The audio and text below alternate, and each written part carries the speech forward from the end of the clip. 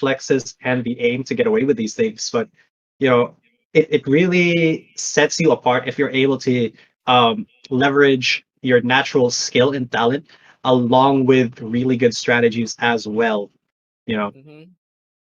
Like the rawness of these teams, it's very evident, but like we said, a lot of upside. Again, these are the potential rising stars. You could potentially see all of these players make it as pros, and because again, they have the mechanics for it. They just all they yeah, need to do is just to pay a bit more attention to the clock.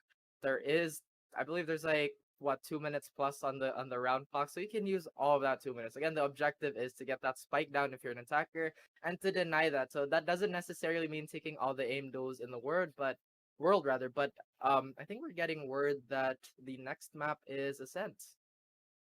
yeah, Ascent. Now that's a very interesting map. But before we do get into that, I have a little bit of a history lesson for everybody who's watching right now, and possibly even you, Ref. But because did you know that CVCI, or the Cyber Athlete Valorant Collegiate Invitational, is brought to you by Cyberathlete PTE Limited? Did you? Which is, it's actually been Cyberathlete, that has been a trademark term since 1997, before even, like, a lot of the esports that we know came out. It's been what, 23 years.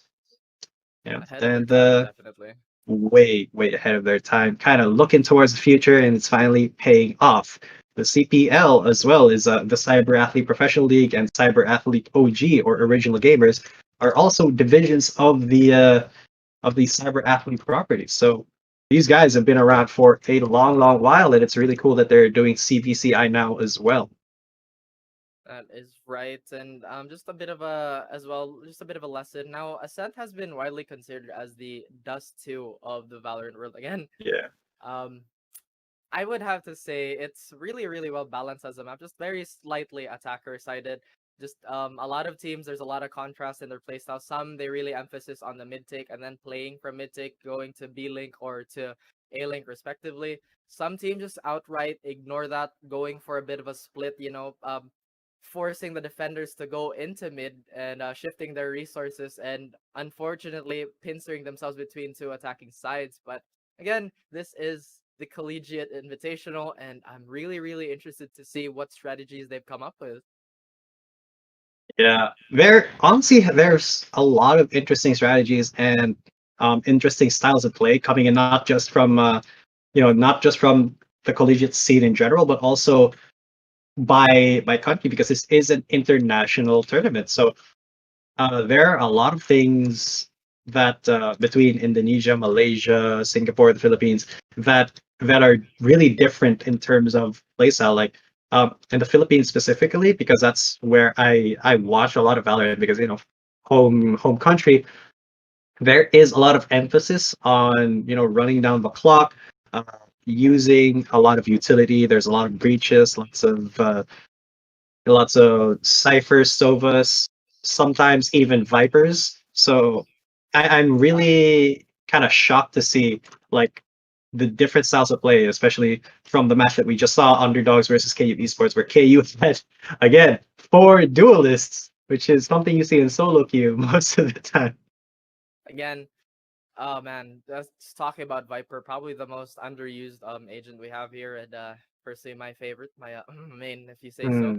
But Yabe. again, there's still a lot of room to grow and a lot of playstyles to see. But as you can see, we have our brackets here. Oh, no, we don't. Yes, we do. There we go. Yeah. So like we said, side teams, majority of the teams are playing today are representing Thailand, so they really want to make the country proud. That is true for all the teams. Most definitely, because if you guys did not know, there is a $25,000 prize pool that everyone's competing for. That's not Singapore dollars, that's not Hong Kong dollars, that is US dollars. So that is a pretty huge prize pool, especially if you're, in the collegiate scene. So big thanks to Cyberathlete. What was it? Cyberathlete PTE Limited for organizing this and giving our collegiate players a chance to shine. Right.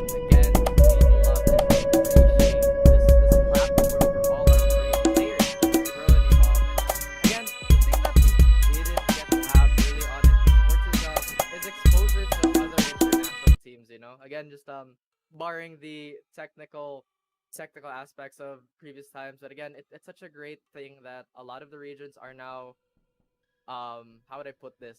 I wouldn't want to say exposed again, but again, for the lack of a better word, exposed to different scenes, different play styles, and that is definitely just going to develop their adaptability and their macro play and whatnot.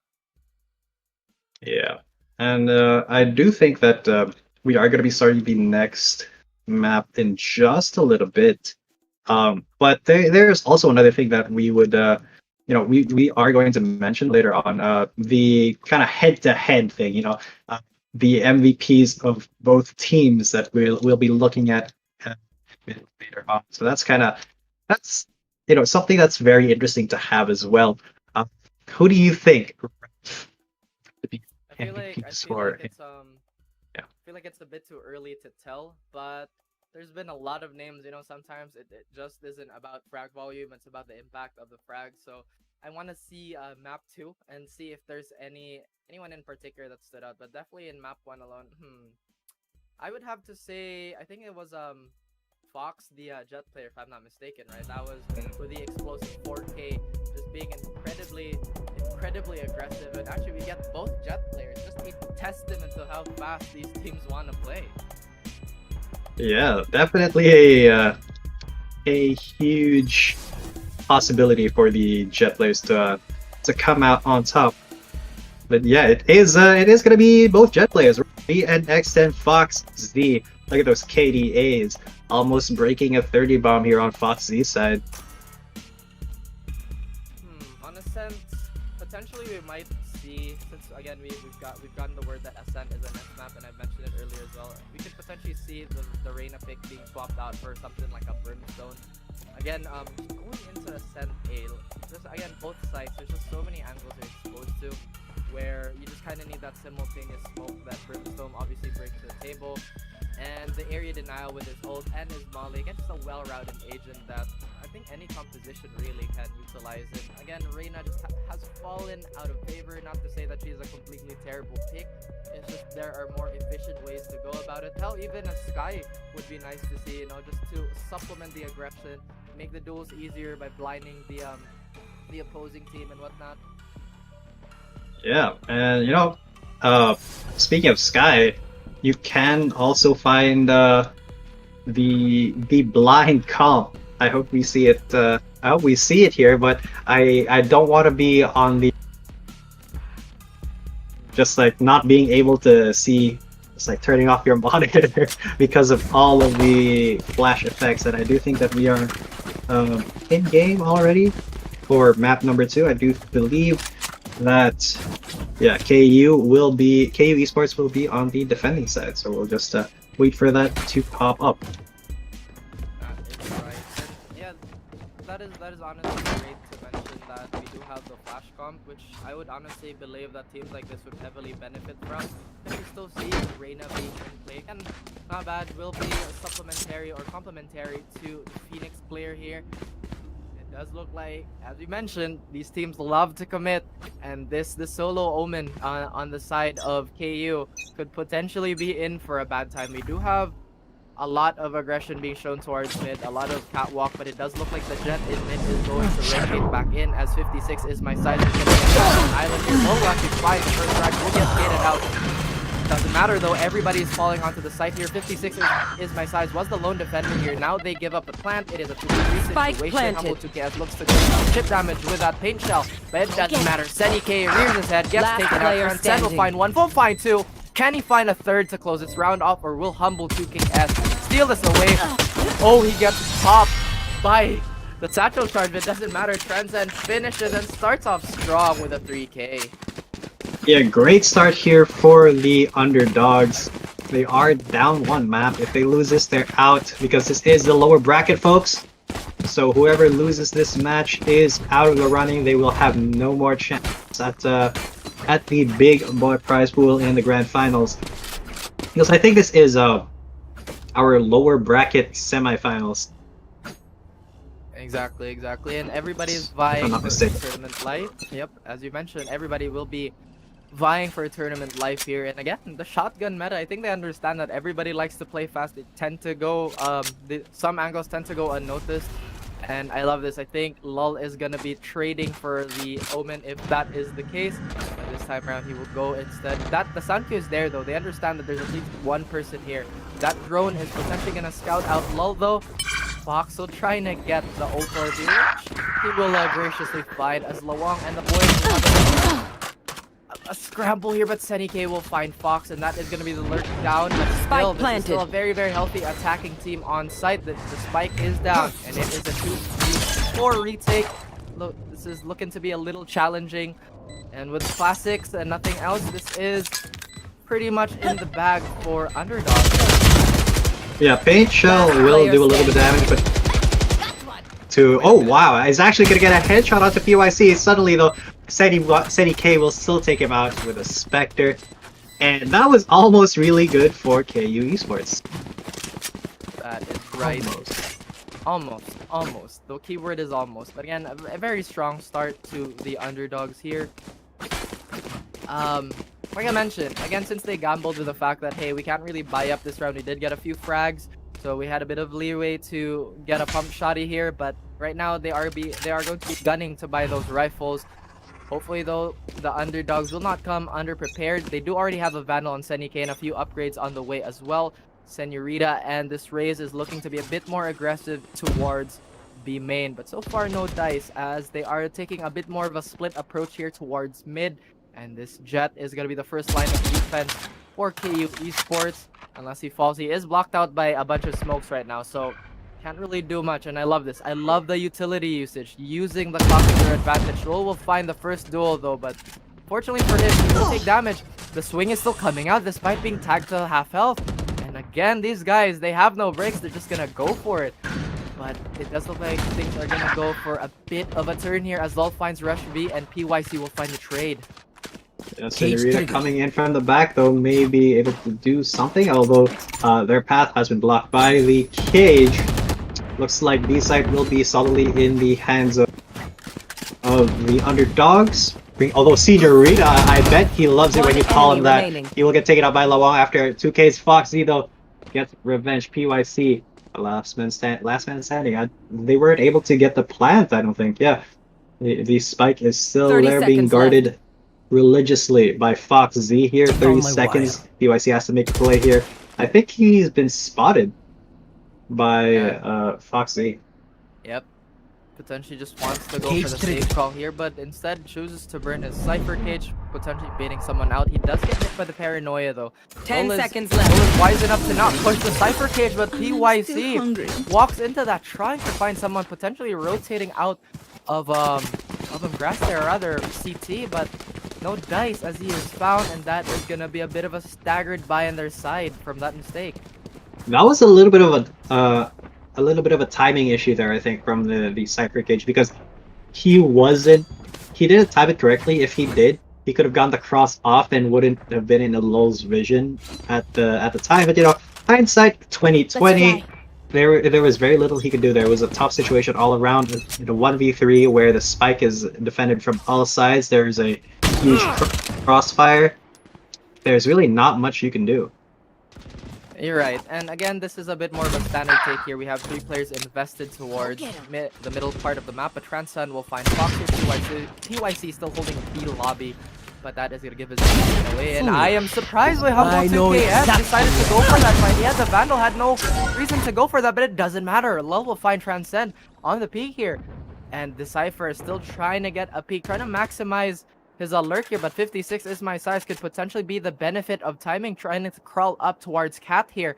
And so far, no dice as Lawang will try to take a fight. That is actually quite a dangerous peak to do here. PYC still holding strong and B lobby, but again, natural charge, he could potentially bounce himself out here. And another potential fight between PYC and Senorita, but Senorita has been absolutely on fire, no pun intended, this map, and he's been absolutely wonderful. Underdogs, this offense is stifled. It does look like they are stuck in middle again. And once again, as I mentioned, this is the reason why some teams ignore middle completely. Senorita doesn't really have any reason to burn the ult, but again, goes for that aggression, goes for that incredibly ballsy play. we'll use it. We'll try to maximize, but we'll get slowed down a bit by the jet smoke. It doesn't matter. He gets one for all his trouble, and Lawang will try to get those extra credits with that spike down. Finally makes his way into a defensive position. Knows that this might probably be the way to go, and there it is. One enemy remaining. But that may be all that he gets. Oh. It is. He will get one more kill, but 56 is my size. Will take him out finally. That's gonna be 2-2 on the round score.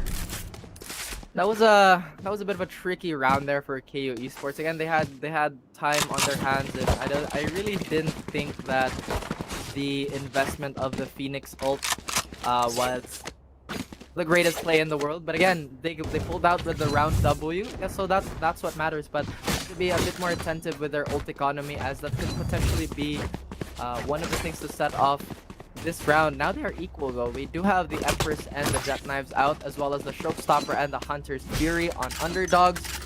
So they might use that to potentially use it as a post plan. So far, a lot of aggression so far. Oh my goodness, they're not giving me any time to breathe. Yeah, Flash will dissuade KU from attacking so far, but they are already into the side. Rush B already right there by the boathouse. He is gonna go already into the site inside the Omen smoke, but he will get taken out by UKS with a double kill, 2 headshots. He has a third on the wall, but PYC takes about finally. Foxy takes up PYC. 56 is my size, closes it out, takes out Stanny K. That's gonna be another round for KU. KU looking strong here and making their defending, their defending side pick definitely worth it. Again, it does look like underdogs is relying a bit on defaults. There's definitely nothing wrong with that, but as I mentioned that, as I say that, they decide to go for another rush here. 56 is my size, and I think this is Lawang. Does have the right idea. Actually, there's 3 people here contesting A main, so this potentially could be an incredibly quick round. What is gonna happen? There are no flashes coming out. Sonic Arrow is there. Fox will find one. He'll find 2. Transcend finds 1 for himself as well. Throws out the Paranoia, but Rush B with the knives cuts up 2 people.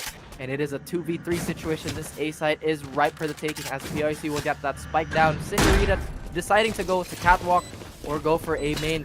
Hopefully he doesn't give a sound cue away to Senny K, as Senny K is still quite wary of this. Essentially, this is a 2v2 situation, but no, the sound cue is there. Senorita will make his presence known, but will this Heaven player get snuffed out in time? Senorita doing a great job of distracting for Humble 2KS to open this up.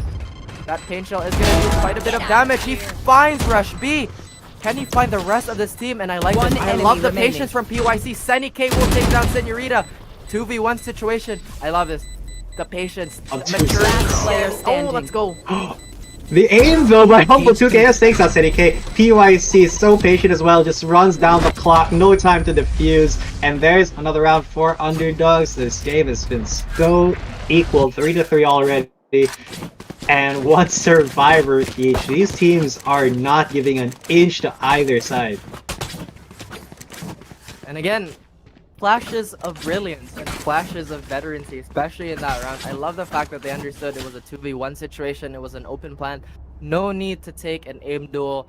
That was a smart pick there though, or rather a smart peek, just to check if he's going for the commitment defuse, if he's sticking it. You know, pros don't fake.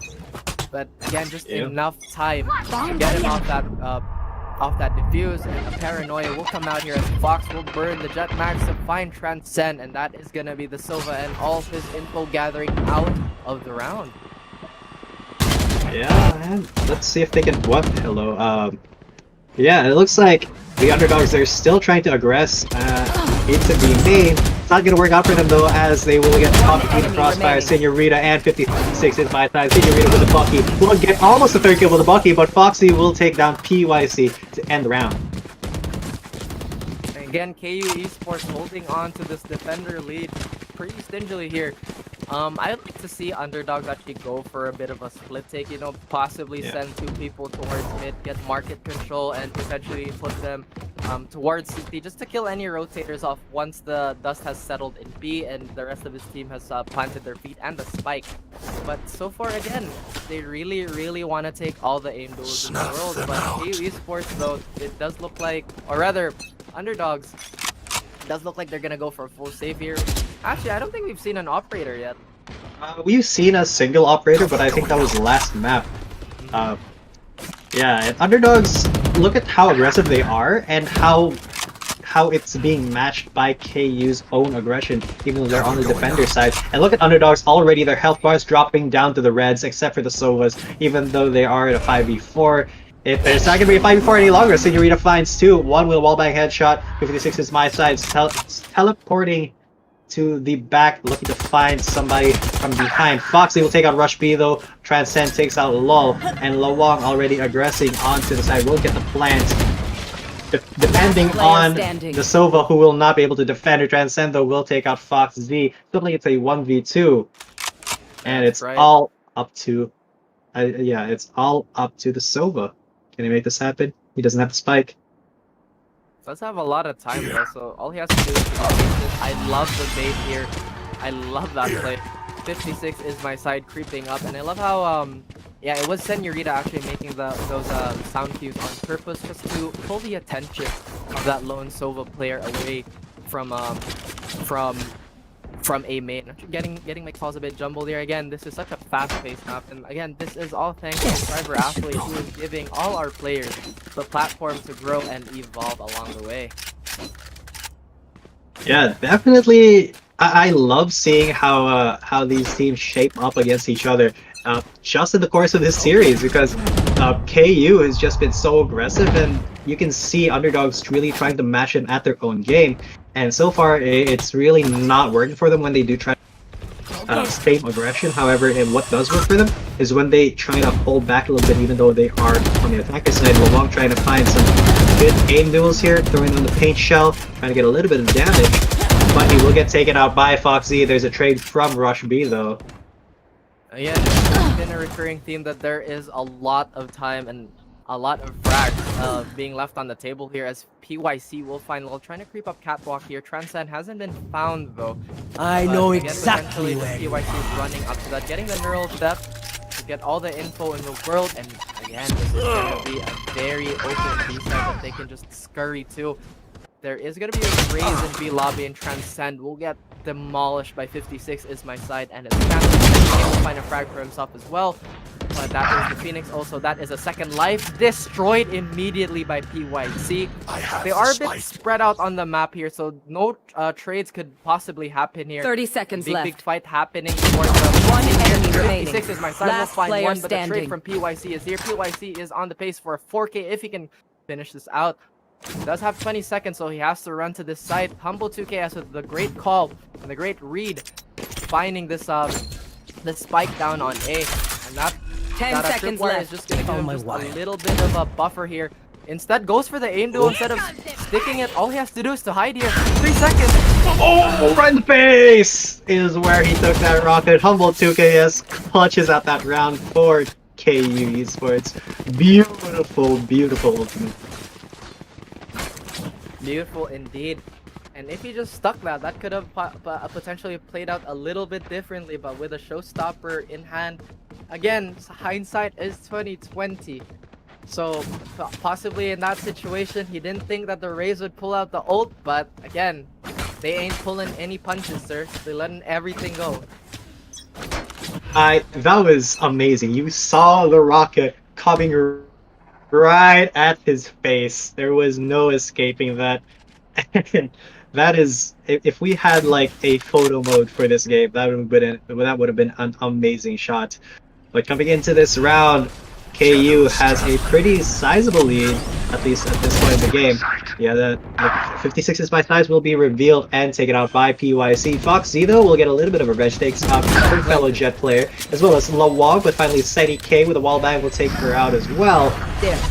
Seti K teleporting on top of some boxes here. Low will try to spam through the Cyber Cage, but finally Humble 2KS who gets a kill there.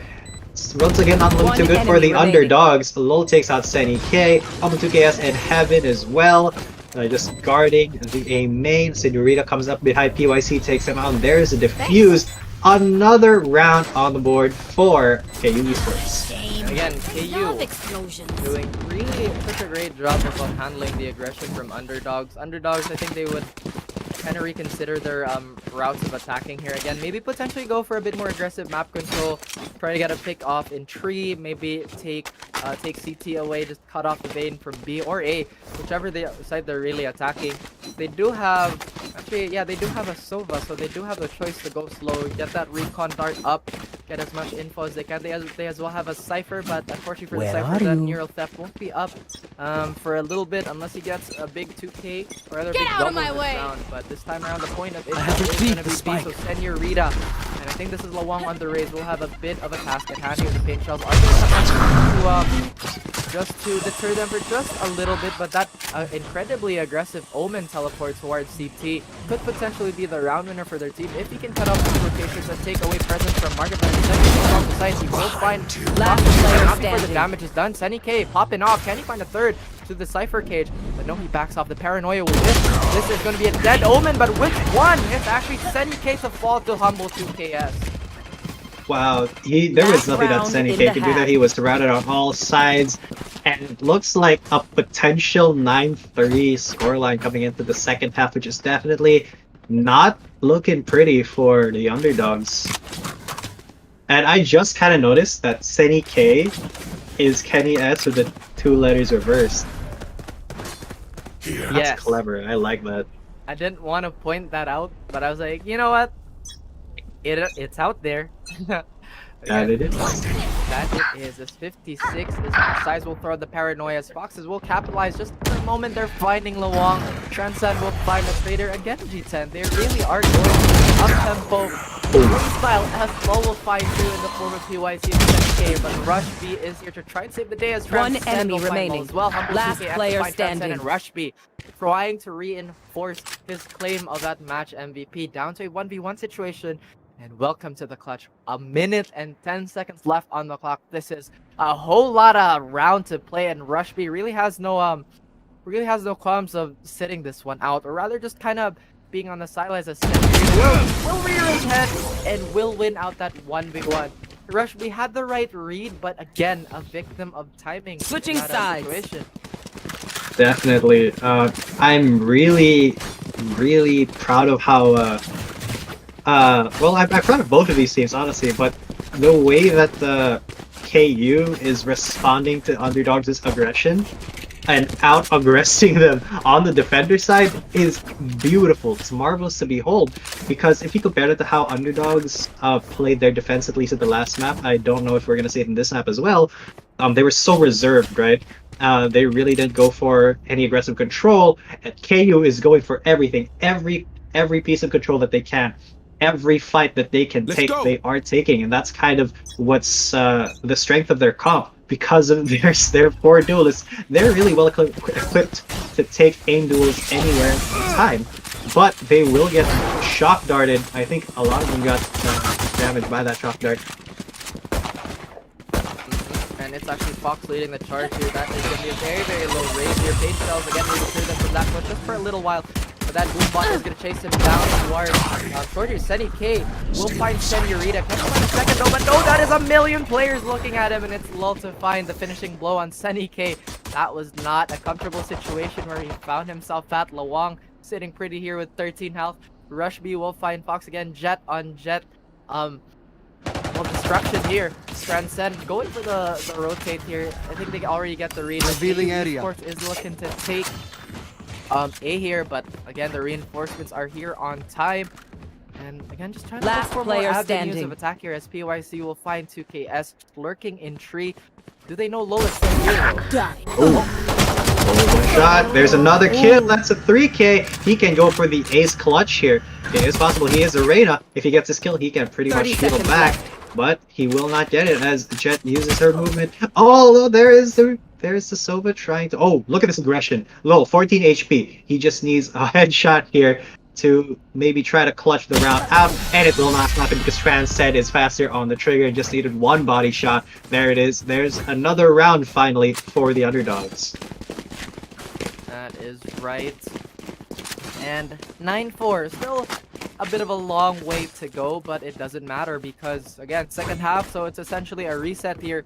KU Esports do not want to throw away discussion that they made for themselves. Again, playing ahead is as big of a skill as playing from behind. But it does look like they're not pulling any punches here as KU is opting to go for the SMG route. Hopefully, if this pans out, they will get, they'll be able to afford rifles in the next round. Recon Dart is going to be there. Everybody's going to be tagged up. They are going to get a little bit of damage from the pain shell. Actually, a whole lot of damage as Senorita will fall. Along with the Stinger, can find one. Rushby will find him as well. Rushby finds everyone, and the Stinger is the MVP of this round. Man, the Stinger is a little bit too powerful in my opinion. Being able to run and gun like that and just get up into your opponent's face. And well done by Underdogs actually reading that aggression for predicting where KU would be coming from and then taking full advantage of that. You saw just how they were decimated by those Stingers, and now they don't. I don't think KU has enough money to buy at this point. That's right. Just a bit of a footnote there as well. If you choose to buy on your let's say you force buy when you lose a round, right? Or even when you win the first round, the next round is definitely gonna be a doozy if you lose it because you'll be back to pistols or you're gonna go for a bit of a half buy, get a Stinger as well. And you just kind of want to stop that financial snowball to happen. You know, you want to be a bit more conservative as Sunny K will actually find and open up the round by killing Lull. Yeah, Fox C with the Sheriff.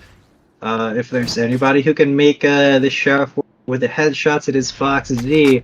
Can he be Fox Z enough to get into this site without being detected is the question. The Cypher is looking towards the main. He will get taken up by 56's by sides while Sunny K takes out Fox Z. So now there's a couple of elements killing each other, and it's going to be Sunny K who takes him down. 3K for Sunny K.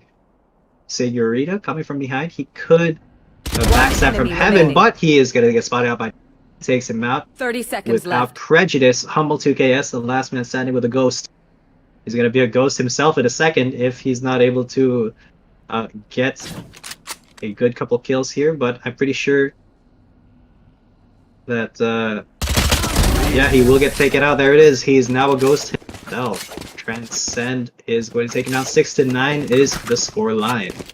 And again, for the namesake, nice. Anyway, again, it's just a bit of a gamble every time you buy an SMG in the second round, winning or losing. Because again, as a losing team, if you go for a full eco, you're gonna get rifles that round. If you're gonna go full eco as well on the winning side, you're definitely gonna get a rifle and an operator potentially in the third round.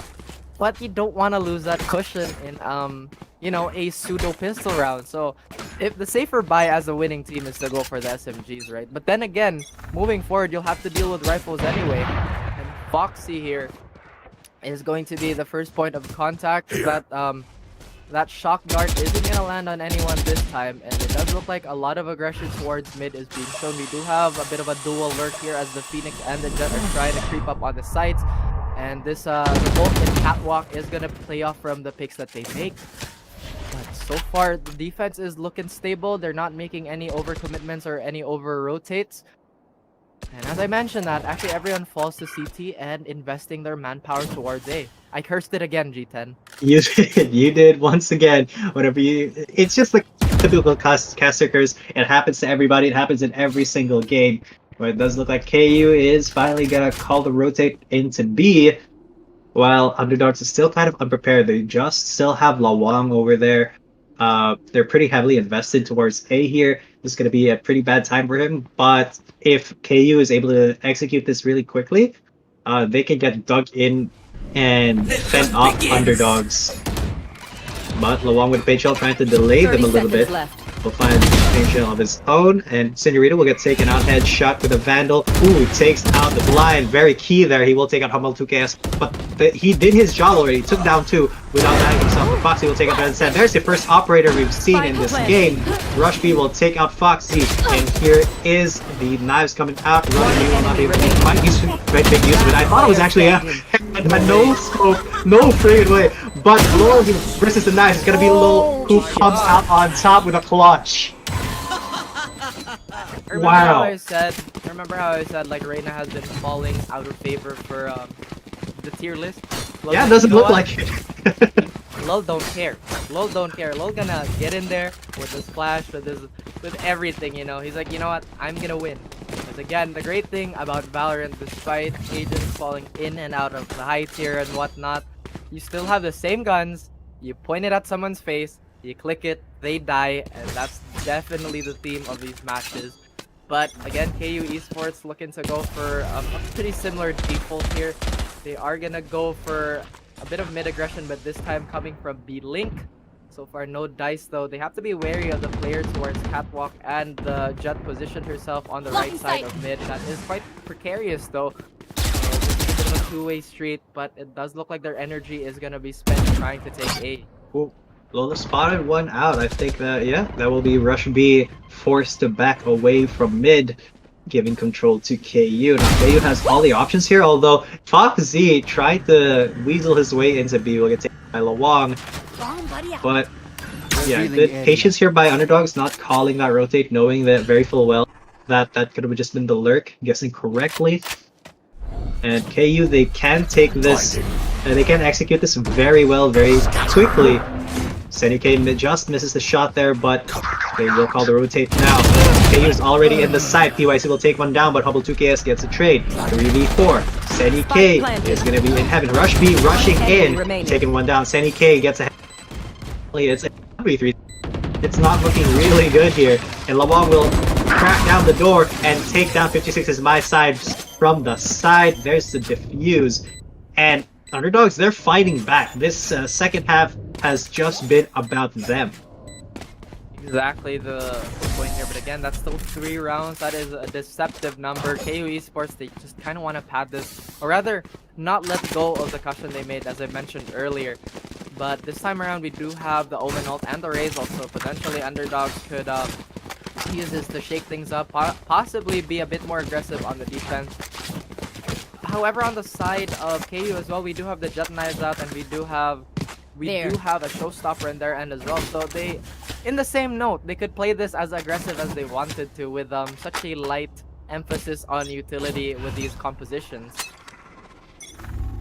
Yeah, KU definitely lend themselves towards being a lot more aggressive, but at least they, even though that recon bolt is wasn't really used for its intended purpose. Oh, look at it! This Jet just going in already. Lawang! Satchel Charge gets a 4K and might be looking for the ace here, but 56 is my size is on the retreat, bunny hopping his way towards Catwalk. Already in mid. Can he make his way there? But absolutely insane play.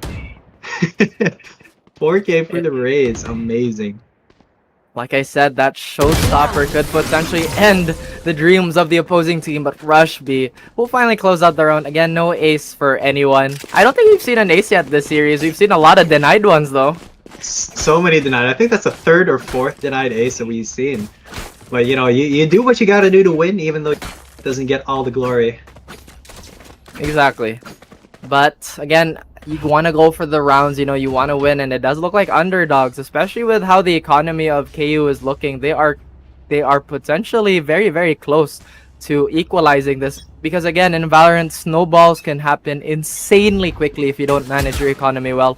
That recon dart is immediately destroyed by Fox, so that there's gonna be a bit of mystery to how many players are here. But I don't understand why Lawang decided to go for a slow peek there. But Fox will go, or rather survive with the skin, by the skin of his teeth here. The spike, thankfully, was left in a safer position here. Meanwhile, Senny K trying to push up, or rather get as much estate as he can with Catwalk control. But it does look like they've turned their attention towards A again. They still have a minute left on the clock here. Meanwhile, Senny K will hinder this push just by a bit, as Rush B will chime in as well. Senorita will find PYC. It is down to a 3v3 situation. The Phoenix ult is burning. So again, this is borrow time for him. He is back to where he was with a full health bar here. The only real person that is in question for low health is going to be the Jet on the side of KU Esports, but Senike, oh my days, the aggression on this man. Big flank by Fox, but unfortunately for him, cannot capitalize. Low will find one. He will survive for just a bit longer. He turns his attention away from Senike, and Senike will execute him. And again, KU Esports stretches out the round lead by one more round. Great teamwork by Underdogs there. Even though they were just 3 stuck in heaven, that could have been an amazing flank from Foxy. They didn't see him at all. He just missed his shots. That could have turned out a lot different if he didn't. Underdogs slowly creeping their way back into the game, 10-9 already. But damn, three up in heaven and still being able to turn it around because they work as a unit, as opposed to KU Esports, who in the late part of that round, they were just too separated to really work together. There were no crossfires set up, and that was a downfall. Actually, that was my bad. It was actually Underdogs bringing the round deficit to a round closer to their side. And actually, early on, we actually see the Omen getting chipped away. Very low health here. Again, I'm honestly happy that we don't see a lot of Sages these days, because again, just leaving no consequence to smaller aim duels. It doesn't matter though. PYC derailed what I was talking about as he finds one, but the rest of KU Esports will chime in, finding a quick double, but Senorita has something else to say. He's like, you know what, let me chime in too. Let's get Senny K out of this round. 2v4 situation here. The Empress is up and running, but what is Underdogs able to do in this round? This looks so convincing for them in the previous 2 rounds, but this time around, KU Esports has wrangled control. Lawang though will find Senorita. Lol will finally find Transcend, and it is the lone man in heaven trying to clutch this out. He will fall into hell. Can he find, or rather it's actually Humble 2KS in hell. Lawang will find 56 is my size, but that timely trade to deny any hopes of a clutch to seal out another round for KU. See, that's a lot more of what I was talking about. KU that time, they had a really good crossfire setup for the inevitable drop down of Bonk. And even though like it was just a 1v3 and they had the man advantage there, if they had a better setup a couple of rounds ago, they possibly could have made that 3v3 go in their favor. So that's kind of what I want to see more from them. However, they have brought it 9-11 already. They're 1 round away from match point, so it's match point. Yeah, it's the penultimate round, the round before match point. But Underdogs, look at all these ultimates that they have in their back pockets here. If they could, honestly, the ideal situation is if Cypher can find a straggler, get that neural theft going, and then play off from there. It does look like KO Esports is going to take a bit of a slower approach here, as they understand that those ultimates are up and they are ready to use them with no hesitation whatsoever. They do have an Omen ult on their side as well, so they do have the choice to expend that just to shake things up a little. But it does look like Fox and the Phoenix is ready to rock and roll as they try to barrel in towards B here. Fox will take immediate CT control, and that is already paying for itself here, but Lawang will deny Senorita. Cannot hold on for too long though, as 56 is my sign. We'll find him. Rush B with this operator. Never an easy retake, don't you think, G10? Not at all, especially coming from where they are. Underdogs all coming from CT. And Rush B does have the knives out, but will be taken out. Fox with a headshot instantly. Triple kill for Fox, and 56 is my side. Closes it out. Fox Z just showing up huge, and he has the knife. I like how Fox just looks at I think it was Rush, he's like, look at me, I am the Jet now. I am the Jet main. And again, these two are in contention to be the MVPs, but everyone has had an absolute banger of a performance. We did see Lul with a 4K himself, a lot of denied aces from both teams really, and still Underdogs staggering their ults pretty well in that round, albeit they did want to win that one obviously, but they still have Neural Theft and Hunter's Fury, so if they can use that in conjunction with each other, they could possibly swing this in their favor. PYC going for a pretty standard cage setup here. It is far forward, so this is looking to take, if they are gonna swing forward. PYC will get a bit of a messy kill towards Foxy, but still a kill nonetheless. Doesn't really need to peek this one though. He does have cages and the camera out, so he can just get that info for as long as he can. Senorita will look away. We'll have to remove that tracking dart, but not before PYC can move in for the kill. This is gonna be A game of patience here as Senorita will turn his attention towards Tree. That is a half-blind rush B, but will fully take control of that situation by fragging out Senorita. Yeah, 2v4 now, not what you want, especially with the neural theft already. They have revealed the positions. It's up to 56 and my size and low to defend versus 4. But it's a good thing that they will be able to get the plant here. 56 is my size. That's it. The shock dart Spike planted. will not tag him at all, but there's a satchel charge. Lol is taken down instantly by Rush B. Lawang finds 56 is my size as well, and there is Underdog still hanging on. They're one round away from losing, but they're still giving it their all. Everybody knows we want to see a map 3, don't you think? We want that third map. Yes. They've been in again, these maps have been so close, and Underdog, they understand that, you know what, this isn't a big gap at all. This is basically a very even tug of war match. And again, third map, I'm excited to see that happen, but not unless KU Esports has something to say about that. This buy is still looking quite healthy though, but they are on the edge of an eco round, and this is really the part of the game where you just do not want that to happen, when you're teetering on the edge of the economy.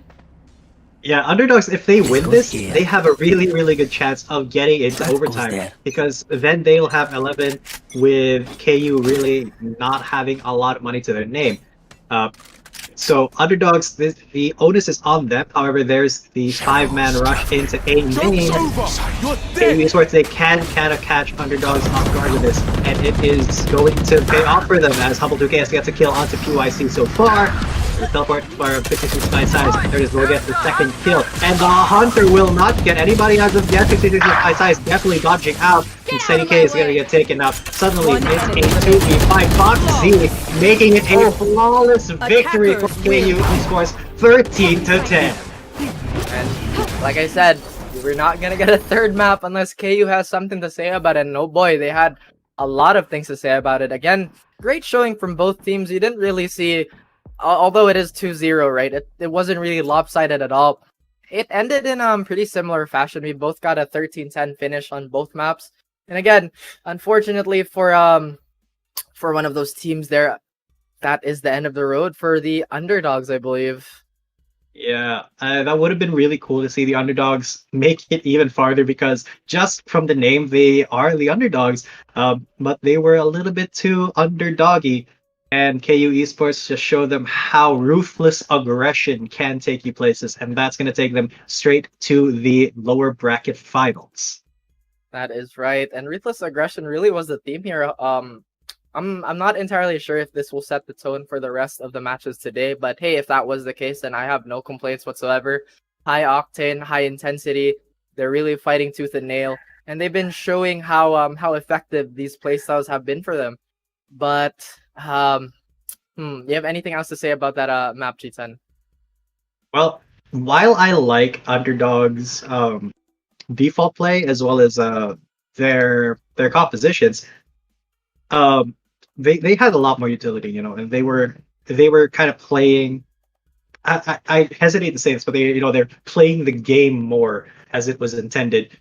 However, that just was no match for how KU just came in and started to steamroll them time after time.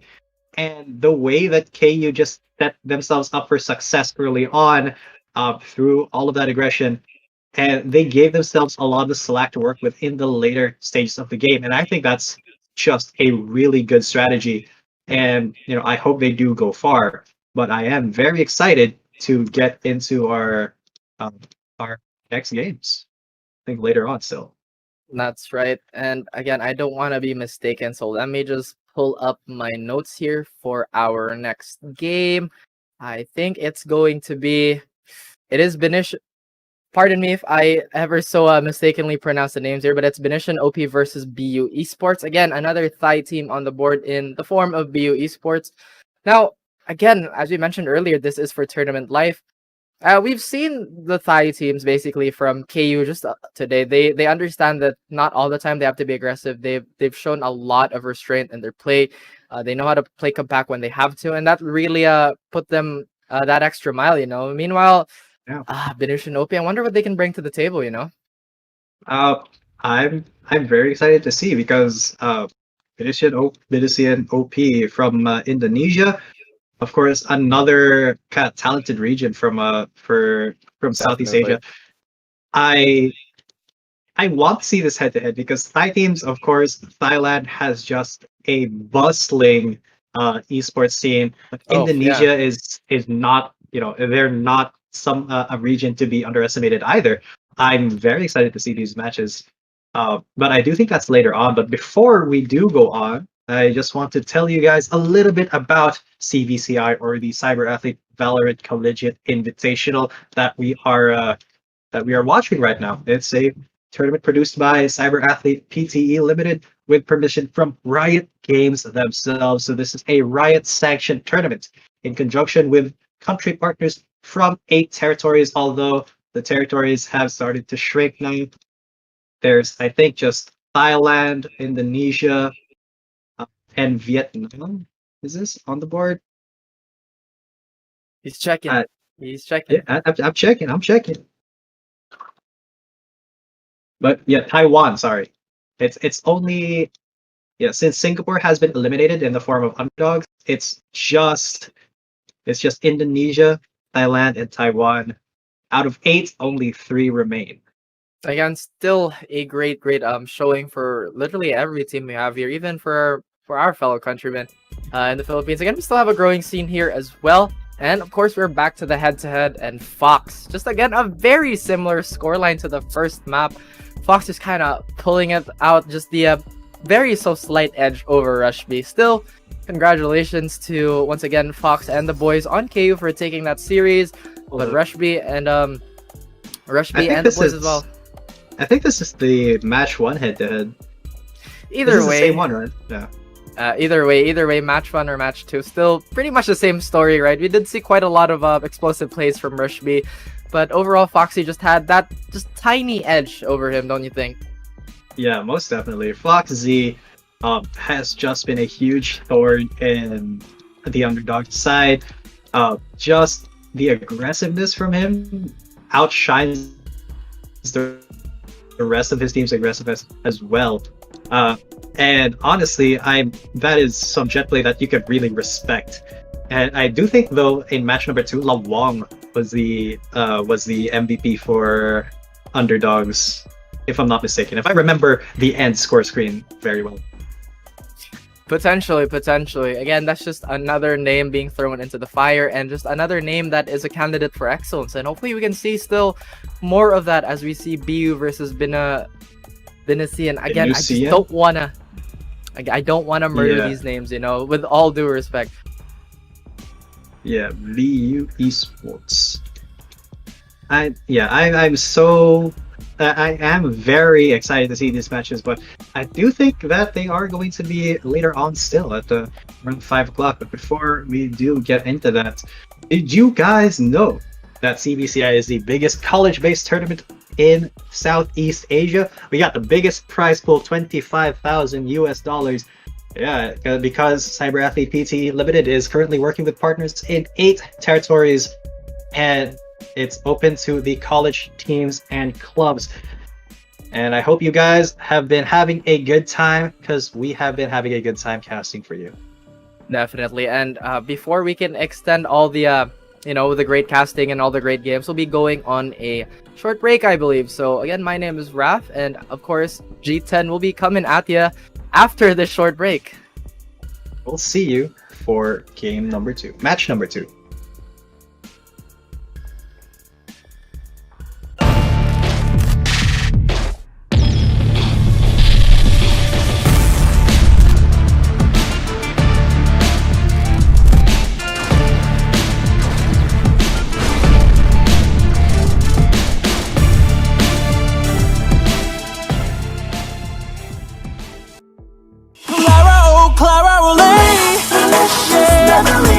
Delicious memories.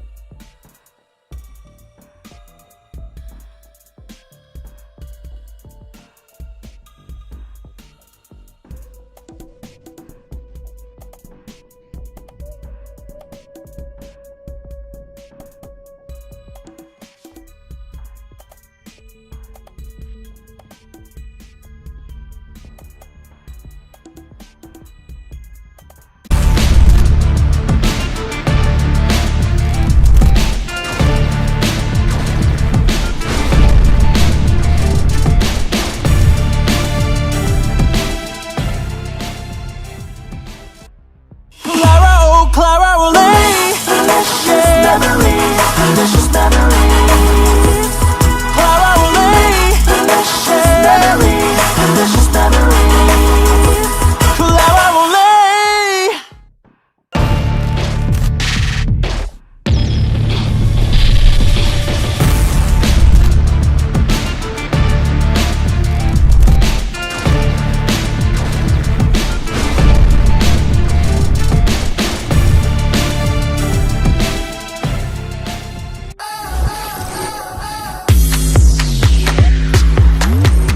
I make it go. I make it go. I make it go. Now do it like this. I make it go.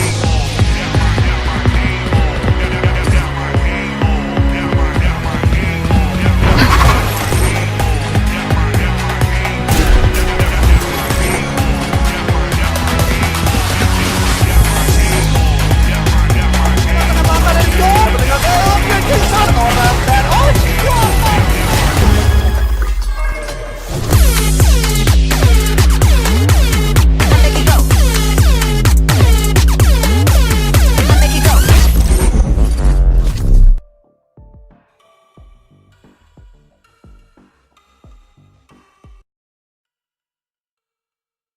Welcome back, ladies and gentlemen. You are Cyberathlete, Valorant Collegiate Invitational. My name is G10. Coming at you with me is the beautiful, handsome, and sexy Raph, and we will be your casters for today. We have one match left, a best of three between BInusian OP, and I hope I am saying that right, as well as BU Esports.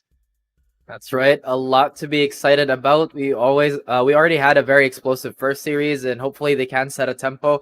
I'm interested. I'm interested to see what the difference between again, both are from Thailand, BU and KU, not BInusian. But I want to see the contrast between these two universities. You know, they are from the same region, but I want to see how they handle a different opponent. Of course, BInusian OP, man, the Indonesians, if I'm not mistaken. Yeah, you're I 100% really correct. Yeah, exactly. I really want to see what they bring to the table. You know, we've as we mentioned, there's a lot of talent coming from both these regions. It's just a matters of a styles clash at this point.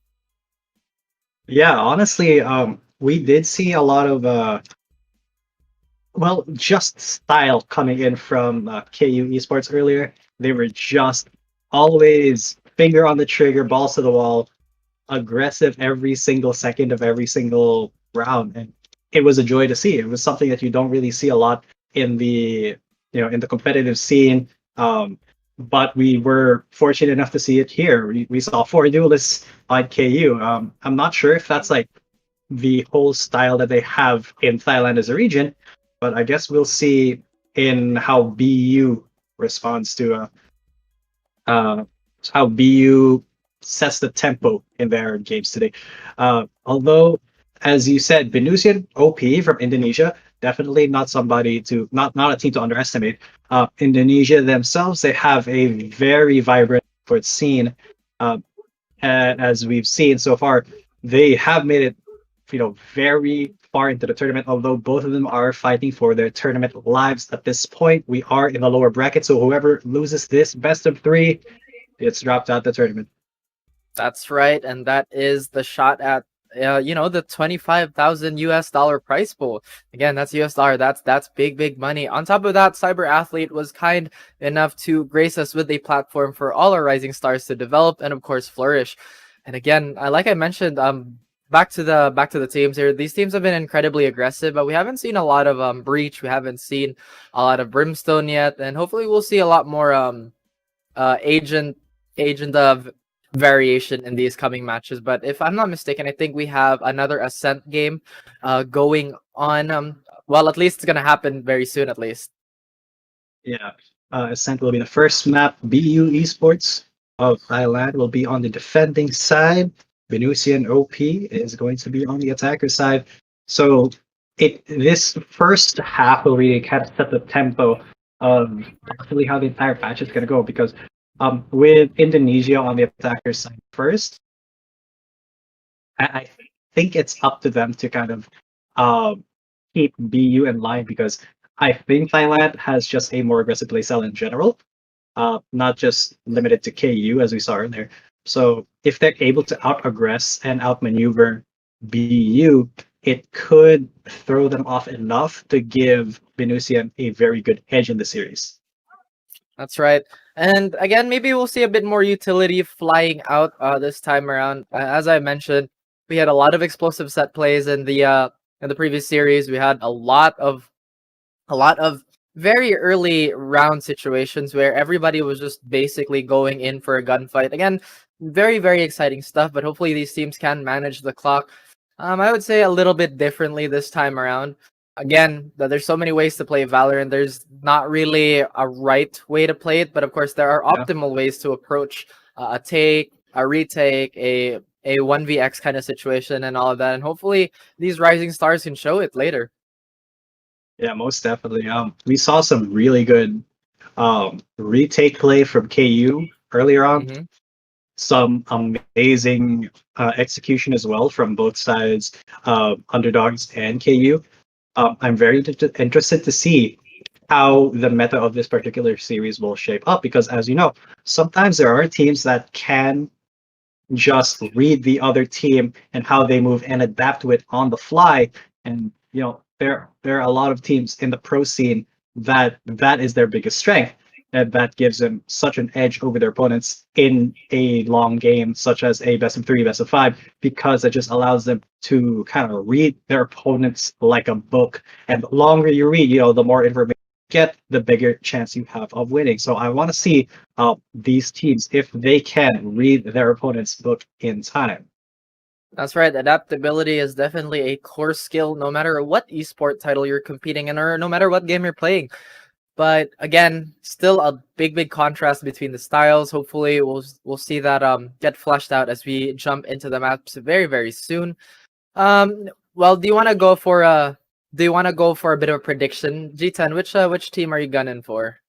All right, so there is really not a lot to go against, to go analyze because, well, BU, they've been in the lower bracket for a while. They did boot out LG Valorant, one of the Philippine representatives.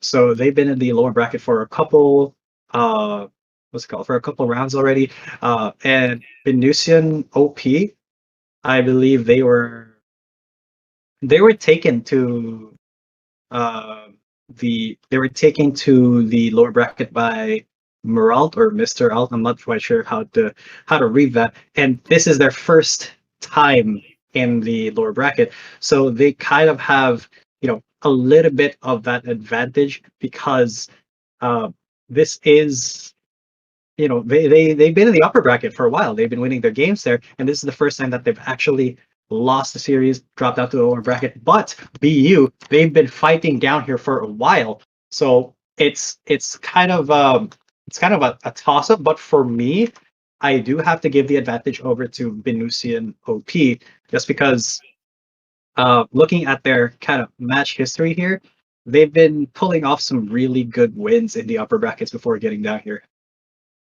That's right, but I kind of want to gun for BU Esports here, mainly because I believe if they win this matchup, they might square off against KU if I'm not mistaken, Yeah. and I think that could be a bit of a bit of a revenge as their fellow countrymen actually dropped them down to loser, so that makes the series all the more spicy. But again, before we can move on with that, we'll be jumping right into the match between BInusian OP versus BU Esports very shortly, and I understand everybody's excitement is just way up there for that. Yeah, through the roof. Any predictions on what comps we'll see if we'll see a lot more utility with these teams as opposed to the legendary, the famed, patented four duelist one omen setup that we saw KU use. With that being said, I still feel like Cypher, no matter what map, is still an essential must pick on any composition. So let's just put Cypher as, let's say, one of the most optimal agents out there. Omen falls into that same category as well. I would say Sky just has so much utility under her belt. She doesn't really have a smoke per se, but that's where the Cypher cages and the Omen smokes come in. Brim, honestly, Brim never a bad pick either. Brim can either be used very defensively or very aggressively. You can stagger his smokes if you choose to. He has a Molotov for area denial. You have your Stim Beacon for just basically more DPS. And of course, your beloved Orbital Cannon to deny everything. So I feel like this time around, if they want to continue the aggression, then we're definitely seeing a Breach in the sky or somewhere along those lines, complementing a Phoenix comp. Of course, to round out that composition, we're probably going to have the Omen and Cypher. But since it's Ascent, I don't see how Sage is that much of a bad pick here, because I think Sage still has the leeway to provide great defense by just immediately walling off B if they choose to do that. Or, you can do the same thing for A. You even have some cheeky boosts on Hut from B lobby, or another boost from Catwalk or from mid. Again, it's so open-ended, and it's just really up to the teams on how they want to approach this map. Yeah, definitely. Ascent is one of the maps where you have so much freedom to play your comp, and it does look like we are going to get into game right now. So we have for BU Esports on the defending side, BInusian OP on the attack side. We got Sova, Reyna, Brimstone, Breach, and Jet, as well as Omen to round out BU Esports. And BInusian OP, they're going to go with Omen, Reyna, Killjoy, Sova, and Jet. This is interesting to say the least, to have a Killjoy again. Killjoy, pretty situational, I would say. Does have, rather is a little lackluster on the offensive side of things, but again, a powerhouse on defense. And as I mentioned, wow, the aggression from Bozo to find VS and Katarina here, just exploding onto the site. I was about to mention that again, Reyna is getting a little more love than we would normally see. And with those two big opening frags here, it does look like BU is ready to open up this site. But BInusian OP still holding down the fort, not really overextending, just playing for keeps. Now, this is the kind of pace that we see a lot of veteran teams use. Again, Bozo still very, very composed here. Is he going to go for another peek? He will, but it's actually Frenzy to take him down. Or rather, Bozo finding Frenzy, and Frenzy finding Lammy Snacks. Now, BU Esports, that is off to a wonderful start. Yeah, BU Esports. Great aim there by Bozo, honestly. Just denying that entire push from BInusian OP and forcing them to rethink their strategy, forcing them to play a little bit slower. And that just gave BU Esports a lot of slack and a lot of leeway to aggress onto BInusian. Here. And so, yeah, really good start from BU. That does mean that they have the advantage for the next couple rounds. BInusian, though, looks like they're just going to stack towards mid. That's right, with BInusian just rocking the Killjoy, that is one less flash that BU has to worry about. Of course, my goodness, Corn is going aggro, finding Katarina and Frenzy God once again. That is 2 rounds in a row where Katarina is the sacrificial lamb. Actually finds a bit of Say here, shooting him from the depths of that smoke, getting up 4K to find Suga as well. And my goodness. That's another denied ace there. This day has just seen so many 4Ks and no aces so far. But amazing sprays there, and really game sense by Fedicorn to just spray through the smoke, knowing that they'd be there in those positions, and even that delayed kill on the enemy Omen, where he just kind of stood off to the side a little bit and then took his shots. Amazing game sense there. That's right, and again, that's just a sentiment of how strong the information gathering from Sova is, but Fedicorn not putting any breaks whatsoever. Will rush to the side of his teammates. Abdu will find one, but Katarina will find 2 for himself for those 2 rounds that he fell. Queen will find the trade. This is a 2v3 situation, and the tempo a lot faster, but you can see that the movement from both these teams are a lot more controlled. Say is going to be a man on an island here in mid, trying to make his way towards A here, but Frenzy God is trying to regroup with his teammate as well.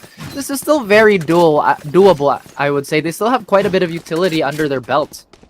And I'm pretty sure they get a free plant here as long as there is a smoke off of heaven, so they will get a bloodless, well, relatively bloodless plant here. Say we'll get it, and now it's a 3v2 retake. Definitely very doable. Vandal in the hands of Frenzy God. Take off Fedicorn's head. No chance to be a hero right here. And Breach will go try to take it down. Up. Go take it, Ref. And again, just the power of reach. I know you can deny both positions from L with that, but he gets one. It's actually Tay still trying to hold this off for his team. He gets a third for himself. At least they tried. And Tay actually finds Tay there, and that is a third round on the board for BU Esports. My goodness, they are looking hella strong here. BInusian really has to bank on their defense here because again they do rock the Killjoy, so that is automatically relegating the Killjoy to lurking duty, but so far hasn't really worked out for them yet. Yeah, BU, they are doing a lot the kind of trademark high Valorant play, incredibly aggressive, and really focusing on team duels, which they have been with gusto. There's 3-0 already, and the way that they just play around the map and the way they kind of predict where BInusian will be, just like where Thiddycorn just predicted that head, wall-buying headshot to start off the round. And my goodness, he wants that MVP title as he is holding down mid, and I think that was a great read. Oh, I love this positioning by Tay. They are going to be blind, but so far Tay can't capitalize. Do they know he's there? He finds one. Can he capitalize on more? He gets a second. Can he get a third for his trouble? He will, but he will finally get snuffed out by VS. That is so much damage being done by BU, despite with a slight muck up there. But Queen will close off the round by finding VS, and again, Killjoy, not the scapegoat, but my goodness, BU Esports looking really good right now. Their set plays, their defense, just very experienced, so to say the least. I think the Thiddycorn has a little bit of competition here in the form of Tay for that MVP spot, because man, that positioning and BInusian just not checking and getting blinded, getting shot at. They had no clue where he was until that first kill, and even then, the aim came through and saved. Well, didn't save his life, but Tay will start getting fragged as well. Frenzy God goes down. Queen tries to stave them off from the door, and from heaven, Tay will finally fall down to save, getting a little bit of revenge there. VS will find the plant, however, no the smoke just kind of preventing the entry here. That's right, and again, this is still going to be a bit of a challenge here, although on the side of BInusian OP, they are quite low here. Only the Killjoy and the Sova are on healthy standards for their HP bar, but Bozo is already trying to oppress them here, trying to sandwich them in, while the rest of his team try to fall in. But look at this aggressive positioning by the Jet. Bozo finds one, Queen will find another as well. They try to explode from the smoke, but BU Esports with an absolute execution. And well played by BU Esports with that controlled aggression. They didn't overextend whatsoever from that heaven push, and whew, gotta say, G10, this is looking mighty impressive. Very impressive. You might be right. You might be onto something. Can definitely take this with how well they're playing, and just look at their aim, honestly. Look at their aim, their spray transfers. This is the mark of a really skilled and well-practiced Valorant team. I'm surprised that BU actually dropped down to, if what we're seeing is any indication of how they've been playing. Exactly, and oh, finally a very early operator as well. No qualms by me seeing how Lamy Snacks has been performing. His recon darts have been absolutely fantastic. Getting my words jumbled up a bit there, but that owl drone, very aggressive here. If he can spot the bulk of their team, he actually bumps into the other side of that drone. Like, pardon me, sir. We'll throw out the shock dart just to get a little bit of chip damage there, but the recon bolt will expose where he is. But I don't think that BInusian OP knows that the bulk of the defense are here. Great smoke there just to delay just an extra 30 seconds. Look at the rotate. Oh, it will actually not pay off for Tay as he gets spotted out. Good on BInusian for checking those angles, for keeping guard at their back. Even though, like, literally all of them are just sitting in B main. Looks like they will be falling back though. That was almost a really good rotate from Tay, sneaking right into mid, but getting taken out at the catwalk. Now BInusian will be rotating all the way to A main, looks like. That's right, and leads like this can be really misleading, because 5-0 is I would say a relatively easy deficit to overcome, especially this early in the 30 round. seconds left. Where and I love the control by BInusian OP. They understood that, oh, they lost a man because they forced a rotation here. Killjoy as well will pop the ult just to prompt the rotate. Tittycorn though, oh my goodness, absolutely exploding by getting 2 kills. Meanwhile, Queen here from Trees will try to find a second frag, but it's actually remaining. say the last member, or rather the only member he could find. Bozo will 10 find Shiga as seconds well. left. And this Killjoy has a lot on her plate, popping that ulti. I'm surprised she didn't go for the save call there. There was only 5 seconds left on the round, but again, maybe possibly trying to damage the economy. They do have maximum loss bonus, so they do have that going for them.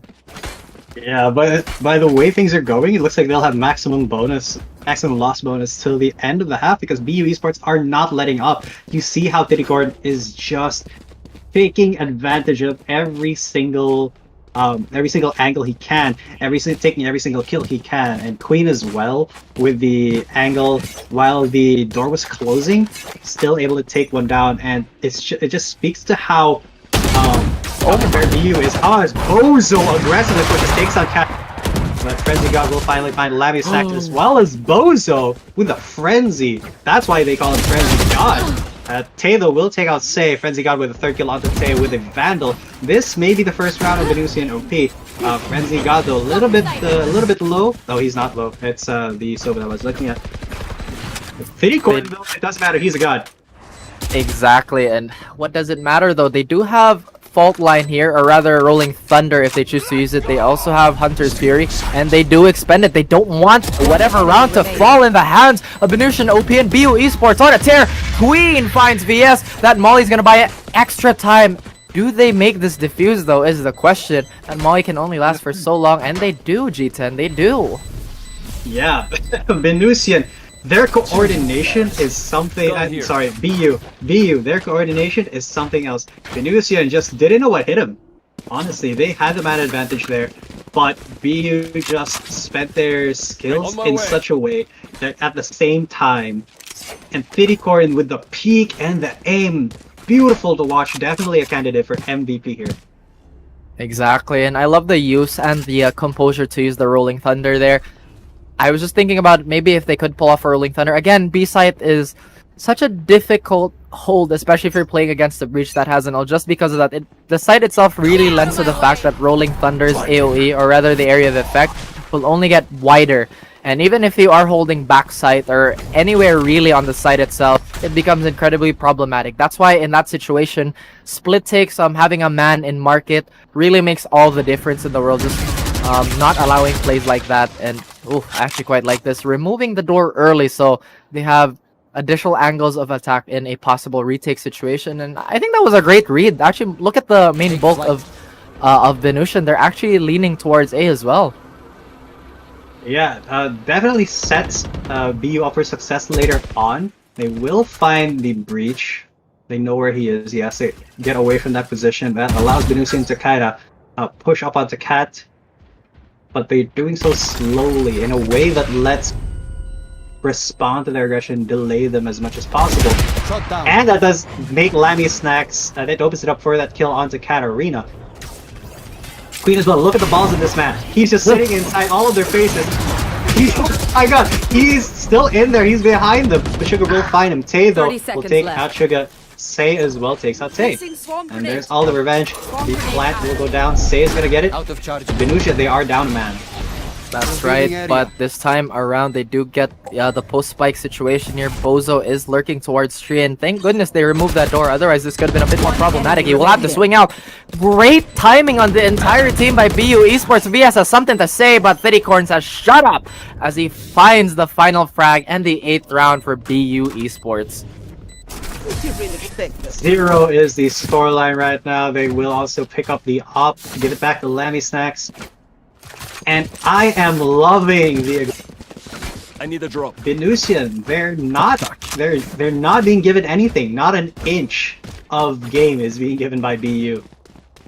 Just they're exploiting every single thing they can right now.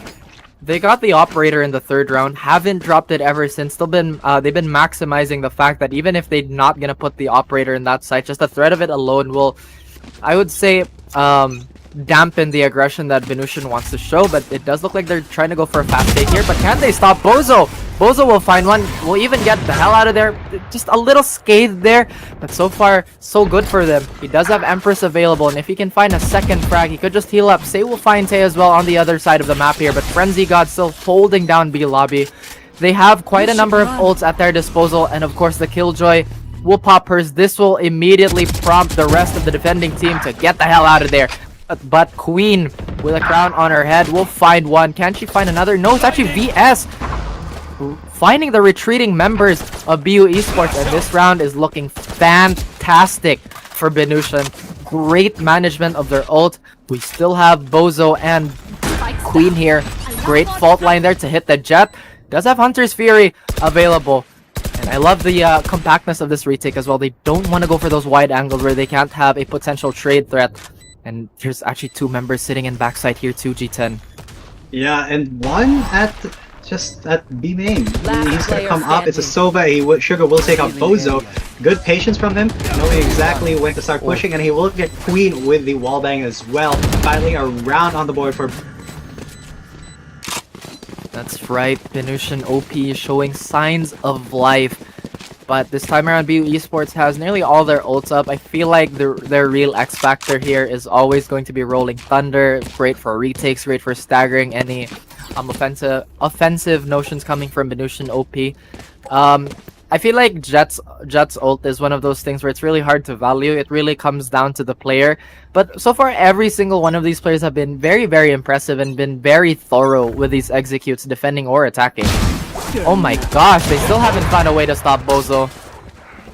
Yeah, Bozo has just been taking his angles and then hitting handily. BInusian just has to step on their aim, honestly, but Sugar will finally find a way to shoot Bozo right in the back. And this could mean that BInusian, they have to take this execute a little bit faster because the rotate is going to start coming in from the rest of the EU. Right here. Unless, yeah, they haven't committed to the rotate yet. Because they know BInusian, they do like to counter-rotate. That's right, and I love the fact that they are managing this clock so well. They're playing at a level where you would see a lot of pro teams approach this game, honestly, or at least the philosophy, at least the mental part of the game here. And BInusian OP, no slouches themselves. They understand that they lost and committed a lot of their resources on B. So, there's no real point of just trying to force the issue. So they try their luck elsewhere. But little do they know, there is a bastion of players here. And Sugar Look will... at that read. 30 seconds left. Here we go. Alright, Queen spots one, is not patient enough to get him, but I don't think they hurt him because of the suppressor, and finally we'll go down to Tay though. Frenzy God takes him down, brings it down to a 3v3. They know the plant is there, the Killjoy Kurt will get taken out, headshot, Frenzy. The Hunter will start taking him down, but Tay finally closes out the kill on the stay. Titicorn will close it out with a shot onto VS. That's another round for BU Esports. That's right, and BU Esports surrendering that one round to BInusian OP.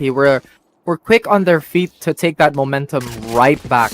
And we haven't seen the Empress being popped by either of the Reynas so far. We still also have quite a bit of ults on the side of BInusian. If they can somehow manage to get picks with these, or at least take advantage of the Hunter's Fury, then they can possibly sneak another round in here. But again, they just don't want BU Esports to keep this snowball going. But this isn't looking too good for them at the moment. Yeah, Snowball is right, because this is just coming from a tiny lead, becoming incredibly huge. And look at that! Oh, chasing away Bozo. But Bozo will get aggressed on. He will get taken out by Katarina. BS trying to spam through the blind. They've already taken a good position here in B. So misses. He's gonna go for the recall for the Owl drone. He's not gonna get a bolt because of the blind. There's the Hunter's Fury trying to keep him off. He will get tagged a bit and finally taken out by the enemy. Sova. Trigger finally finds Hunter's Fury onto him. And BInusian, they have all the time in the world now. They have a lot of good positions here on the defense. It's a 3v5. Will they even go for the retake? There's Tay. A little bit unfortunate on the timing there, but Tay will take down. Oh, there's a flawless round for BInusian. I was about to say that, you know, if they went for a save call Last here, that would have round been the before the smarter switch. decision. Again, they were facing against pretty much very, very healthy competition there. A lot of utility. They still had the Omen smoke if they chose to re-smoke B short there. If they rather lane, if they chose to smoke lane, if they chose to smoke B main or market. They just had so much under their belt that if BU Esports would have just bowed out of that round, then it would have been completely understandable. But again, with the economically, they had a bit of a leeway to work with. We actually see an Odin on the other team here, and I feel like this is gonna be another cheeky Sova play, but so far no dice. That recon dart will not find anyone.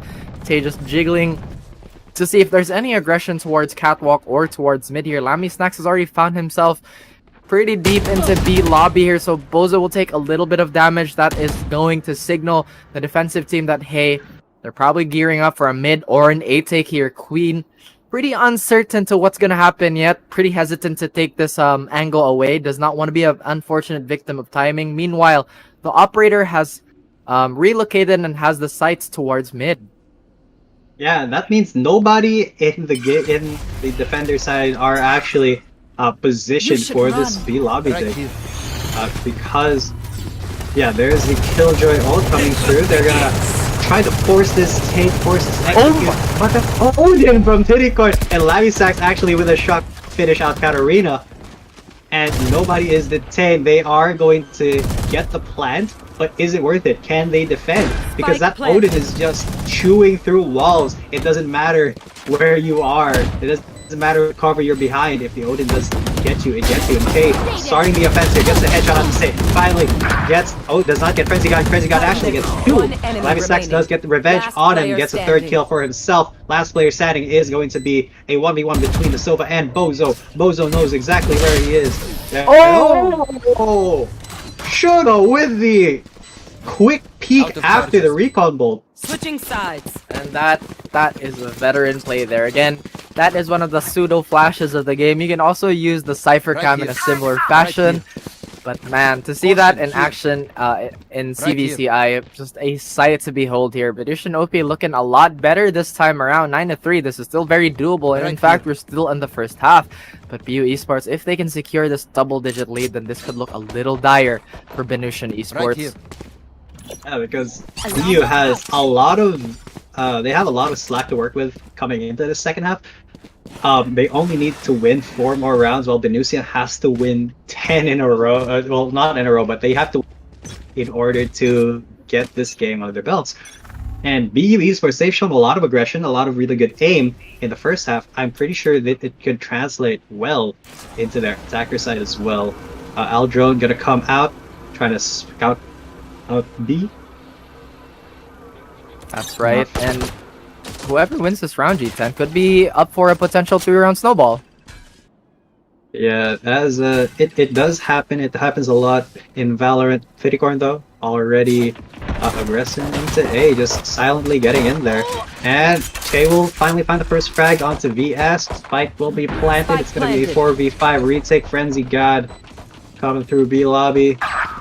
And Fittycorn actually from the back will take out Suga. Now they have two ways to worry about it. BInusian, that is, Katarina will finally fight him. So all they have to worry about is everybody inside the site. And look at this Frenzy God with a classic takes it down. Katarina and Seiya's away. What? What Alright. was that Frenzy God? This is why he Alright. has God in the name. All right, somebody kicks that right click of the classic there. I've seen that happen, and it's happened to me way too many times too. That, oh boy, that just conjures up so many feelings. But again, back to the game here. That was such a great showing of BInusian Esports there. Rather, BInusian OPBU actually had a pretty great take there, but unfortunately their post plant got a little stifled as everybody was just kind of snowballing in their face. Their great use of the paranoia to flush out the man on double crate here, but now Frenzy God will take his aggression towards Catwalk. Can Lammy Snacks find any overly eager peekers here? Nope. But this main bulk of BU Esports is ready and waiting to just explode onto the site. Right here. Shock Dart lineup, ready and waiting. Shock dart. And here we go. This is gonna go in tandem with the Shock dart. Rain of Flash, the Leer. And they are in. They mean business. Meanwhile, BInusian OP opting to go for a more traditional retake. It don't matter. Stay there. VS gets 2 for himself. Bozo will find Say. Can he find another though? Lammy Snacks is really wary of the market. He will have to burn the flash here. He understands where VS Player standing. is, but Suga and Katarina chime in as well. 1v3. Oh, he gets a 3rd kill for himself as well. 1v2. Suddenly, this is so doable. He has full HP once more, and with a Spectre in hand, can he get this wall bang? No, he doesn't. It's actually Suga from all the way behind Boathouse Wall. That's an aim duel where you don't even know where to aim. Crazy, crazy waiting rounds. that last firefight though, that last aim duel was something to behold. They were just trying to wallbang each other, and if Bozo's aim was just 1 centimeter to the right, he would have made it a 1v1, possibly won that for BU. But as it stands, BInusian kind of coming back here. Coming back indeed, and it does look like BU Esports, the wind in their sails have been definitely eliminated by BInusian here. Hopefully this time around, BU Esports can hopefully minimize the loss of momentum. But this Killjoy on defense has really been paying off with VS run his stuff in that previous round here. They do have classics. They just want to do as much damage or take away as many guns, but that is not to be, as they already lose 2 members in quick succession. But Queen with a judge will find Suga wanting with that greed and that peak. Frenzy God will find Queen as well, so it's up to this Lone Omen, or rather this Lone Omen and Lammy Snacks, to do whatever they can to just hurt the economy at most. Okay, well, Finicorn's got a Stinger. Definitely a... okay, so there's a Sheriff kill by Lammy Snacks. So with the Stinger though, there's a lot of things that you can do, especially since they were able to get that 1 kill. Gonna capture the Spectre, not that much better than a Stinger, but at the very least both of them have SMGs now. Although I do think Lammy Snacks will be sticking with the 1-shotter. Alright, so Spectre, here's the aim duel that you don't really want to take. 30 seconds left. 30 seconds left for these two. Can they make it happen? It is a 2v3, and BInusian is not making it easy for them. Just keeping their positions. Solid foundation here for BInusian. BU has to make a very hard decision here, and it does look like A is going to be the call again, but the Killjoy is there. The turrets will be there, and it's going to be the turret who takes out Lammy Snacks. He was incredibly low, and trying to... Oh, he won't be able to compete with VS. There it is. There's that kill, and BInusian 6-9, nice, is going to start climbing back up. And again, this Killjoy, again, that Sheriff did so much work for BU Esports. I think I miscalled it to be the judge in the previous round, but again, just to clarify, that Sheriff, that lethality from, I would say, medium range is really something that BU Esports tried to capitalize on. I think overall that was a pretty good round on them. Quite a lot of economy damage, but once again, BInusian OP making this lead dwindle as much as they can, and VS has been the star of the show this second half. Yeah, so far BU has not taken a round yet. They're stuck at 9. BInusian definitely giving them a run for their money. Making it look like Ascent is a defender-sided map, most definitely. Frenzy God on Cat, waiting for anybody to start pushing. And I like the spacious from BInusian as well. They're not really pushing, they're not overcoming to a rotate. They do have the Killjoy in B, which means that they can dedicate as much resources as they can to A and mid and not be really hugely punished. A though starts to go in and does get a headshot onto Katarina, but Frenzy got it to get the revenge. Shock right there should take it down a notch, but it won't be a kill. Lammy Snacks is gonna go on to sorry, it's Bozo who aggressed on and does get the shot onto the head of Frenzy God. BU may finally get a little bit of advantage here. Can they translate it to a good take though, is the question. Oh, just a paranoia to get rid of the leader pressure here. Lammy Snacks cannot find the frag on Say here, and Say with that Bulldog will continue to terrorize this round. That Owl Drone is going to be out there to scout as much as they can. They do have Rolling Thunder, so I think this is going to be the X factor for this retake. He will probably send the fault line first, though. He still has a whole lot of utility to burn here, but Bozo will find Say here, stifling the retake for BInusian once more. Suga will try to go for that recon dart, trying to flush out anyone holding from hell. This time around, BU Esports holding strong. does look like the E from the breach is coming and Bozo finds a third. Can he find a fourth? Keep his momentum going, and BU Esports looking healthy. They haven't even spent the Rolling Thunder yet. RL Suga has really nothing to spend here. Corn from the back, destroying him, and that is finally the double-digit round for BU Esports. Yeah, 3 more to go. BU. Can they ride this? Can they ride this train to the victory lane? Is gonna be a question for the next few rounds. But BInusian definitely. They, even though they lost that round, they showed a humongous amount of fight. Sorry. And the way that they played that, there wasn't really anything wrong with the way they played it. It's just that BU was able to finally find their footing. They're able to fight really good fights and use their advantages, as well as that really ballsy plat by Queen, knowing that there were still 3 members of BInusian alive. I don't think they really expected that, so props to BU for taking that factor. Let's see though if they can start snowballing that into a game-winning lead. That's right, and a lot of presence towards mid here being shown by BU Esports. If they can get a smoke towards Catwalk, then this pressure is definitely going to be a little problematic for BU. But this time around, they opt to go for the mid smoke here. They want to take a bit more control towards Catwalk, but this time Katarina just narrowly dodges a gunfight here. The Lear has been eliminated, therefore he has no flashes whatsoever in his arsenal. He still has the heal and the Wraith form, and is only a tick away from that Empress. But meanwhile, BU Esports is biding their time right now. They understand that this market position has been pretty lightly contested in the previous rounds, and they are going to barrel through it. Tay will find Katarina, and Katarina is going to be in his lonesome in the spectators for now. Tay will try to barrel onto the site here, but that Molotov is going to hold them down. Meanwhile, Suga and Frenzy got to explode as BS will hold the line, finding Queen and Tay. And oh my goodness, BInusian OP is right back into the swing of things. I was expecting a little bit faster of a take from BU, but BInusian, their response to BU just trying to barrel into sight, just beautiful. They really set up defensively really well. Even though they did, like, the rotate was in my opinion a little bit early, it did work out in their favor. So BInusian, they definitely still have a horse in this game. They can still pull out the W. They're not very far behind. Only 3 more rounds is the difference. All right, so there's the knives for Jet. Shadows traveling. And she make use of it. And again, the Blade Storm is out, but aren't they prepared for a rainy day is the question here.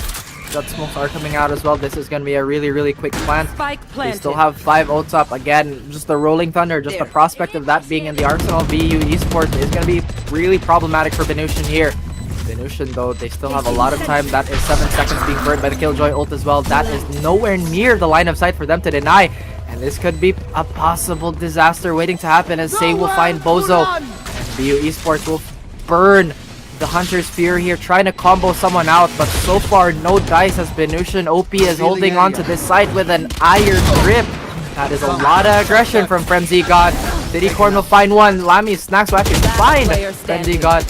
And wait a minute, did it get defused while nobody was contesting? Yes, it or did. The time ran? BInusian. Oh dear. Oh, it was defused. BInusian, they came through. That Killjoy ult was incredibly key because that forced BU out of their positions. As you saw, they were able to just go in, get the plant, and then retreat back into A main. But because of the Killjoy ult, they had to forsake their really good positions, and that gave BInusian an opening to go ham, especially with the pick onto Bozo. So good thinking there by BInusian, honestly. Really did, but I appreciate the fact they didn't want to risk their Rolling Thunder there as well. And still, this is a long match. Apparently, we are now 10-8. This looked like a big advantage for BU Esports, but so far that's not the case at all. G10, they've swung things around. Yeah, BInusian definitely. The longer this match is going, the stronger they get, I think. But it does look like BU already addressed onto the A side. Already got the plant down. It looks like the spike will get planted.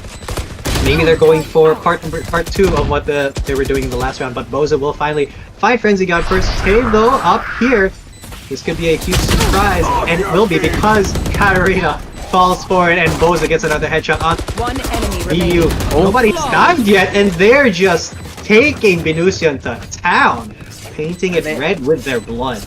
Exactly, and they understand that since VS's ulti is offline, that is not going to stop them from bum rushing the site here. And I love the calculated aggression by BU Esports, but BInusian OP has definitely been showing the type of team they are. They've been incredibly patient. They made the right reads in the rounds that they've won. Most specifically when they went for that, I think it was BU Esports who went for that mid take there, but since the way their defense was planned out, they kind of gave up mid. And like I mentioned, when you give up mid, you're still kind of subjecting yourself from getting flooded from catwalk and behind, and that's exactly what happened. But it does look like BU Esports have different plans now. They will go for a bit of a faster take here. The Leer is going to come out. Are they going to get deterred from the smoke is the question. Frenzy God is going to hide the Blade Storm for now. He will escape. Very, very timely there, but it does look like they will be forced to go for an aggressive position here. And Bozo as well as there to explode onto the side, fighting two opening frags. And that fault line is going to do a little bit of damage to them. Enemy remaining. And oh my goodness, G10, they are cleaning up. They still haven't taken a single tick of damage from BInusian. Oh, a single thing of damage, maybe, because there's a little bit of damage on 3 members. Although Katarina, though, will finally find a headshot onto Lammy Snacks, but in that animation, you can't cast full fire for a 3K. Now they're at match point. I cursed it. The moment I said they were undamaged, they got hit by a... I was like, alright, it's okay. It's okay, but it does look like BU Esports now have their foot in the door here. Or rather, trying to get BInusian's foot out of the door and trying to slam it shut in their face for the momentum that map 1 tends to bring. And so far the defense on the side of BInusian, I would say hasn't been the most dynamic, but it's been working out well for them. They just have to seize the map control that BU Esports has been greeting so hard for. Oh, BU is definitely in a really good position here. BInusian, they're playing a little bit aggressive, more aggressive than you'd think somebody in their position would be. But so far it's working out. They're getting a lot of chip damage to the Sova. And That's right. The Jet is able to escape with her life.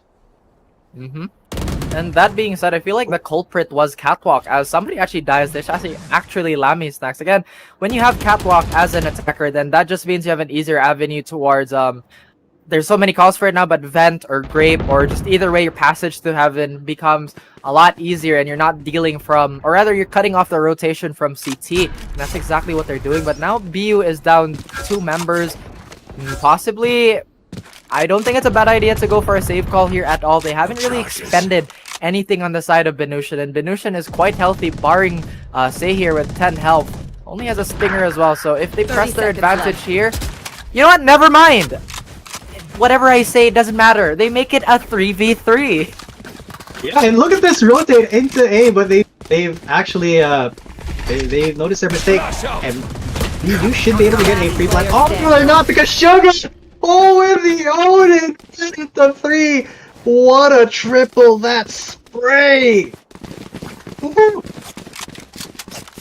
was that? And BInusian hang on for another round here. Meanwhile, BU Esports match point. Oh, they want to close this out. I know they can taste victory. It's within their grasp here. Still don't have Rolling Thunder. It is going to be offline for majority of the rounds moving forward, unless Queen can pop off somehow. They still do have Blade Storm and Empress, but in the grand scheme of things, that's pretty much negligible. They actually have quite a little a lack of smokes to use, just the Omen and a bit of Jet, but again, with the way they're taking, doesn't really matter. Going for that fast-paced style that CVCI has made Get out of my way! very known for these teams. Oh, yeah. Oh, speaking of fast-paced, Lammy Sacks finds a really fast kill out to Sugar. Al goes immediately to support Thiticorn. And now Thiticorn knows where one is. Information relayed by his teammate will not decide to aggress onto it, and Frenzy God, though, finds him from behind. Lammy Snacks a little bit too bamboozled to really trade him, though. right. And BS will actually find Queen as well. 3v4 situation. for both BU and BInusian here. BU, though, they have ults on all of their members. They have Hunter's Fury, which could possibly turn the tide if ever they get that post-plan situation going. But this B side looking really, really bare.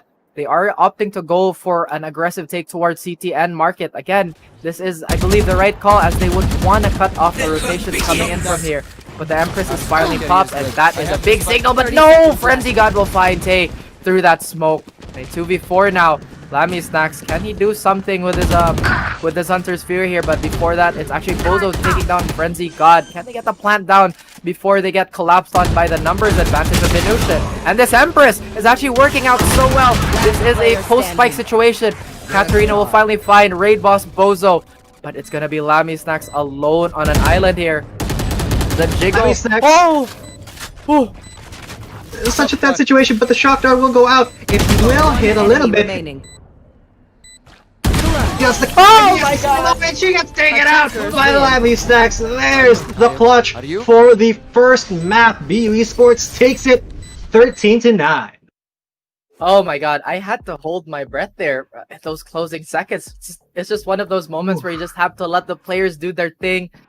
And honestly, what a showing from every single one of those players on both those teams. BInusian OP really making it a point that, hey, you can't just keep doing that. We're going to maximize all our picks. Again, VS really started shining in that second half there. But unfortunately for BInusian here, BU Esports Torrent was too much. And that is going to be the first map for them, G10. Yeah, honestly, BU Esports.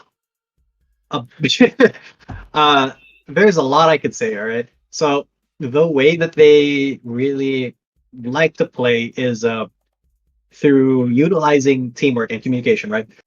Though that was really evident in the way where when Tinicorn was coming in, trying to get into A, and the Owl drone went with him to scout out somebody else. And it's just really evident in the way as well, where they defend and they're there to refrag for each other, set up crossfires. It's really beautiful to see.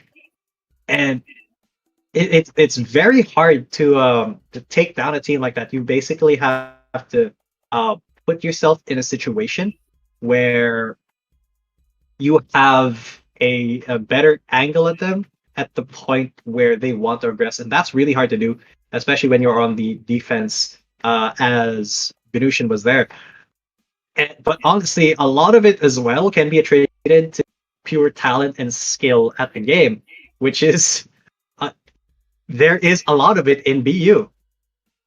And I have to say that the standout quality for actually both teams, they had a lot more defaults than the previous series we witnessed. Again, not to discredit anyone, but this is definitely a more methodical approach to the game. It's not as fast, not as high octane, but you can definitely see a lot of macro play coming into play with the leers and the timings of their son.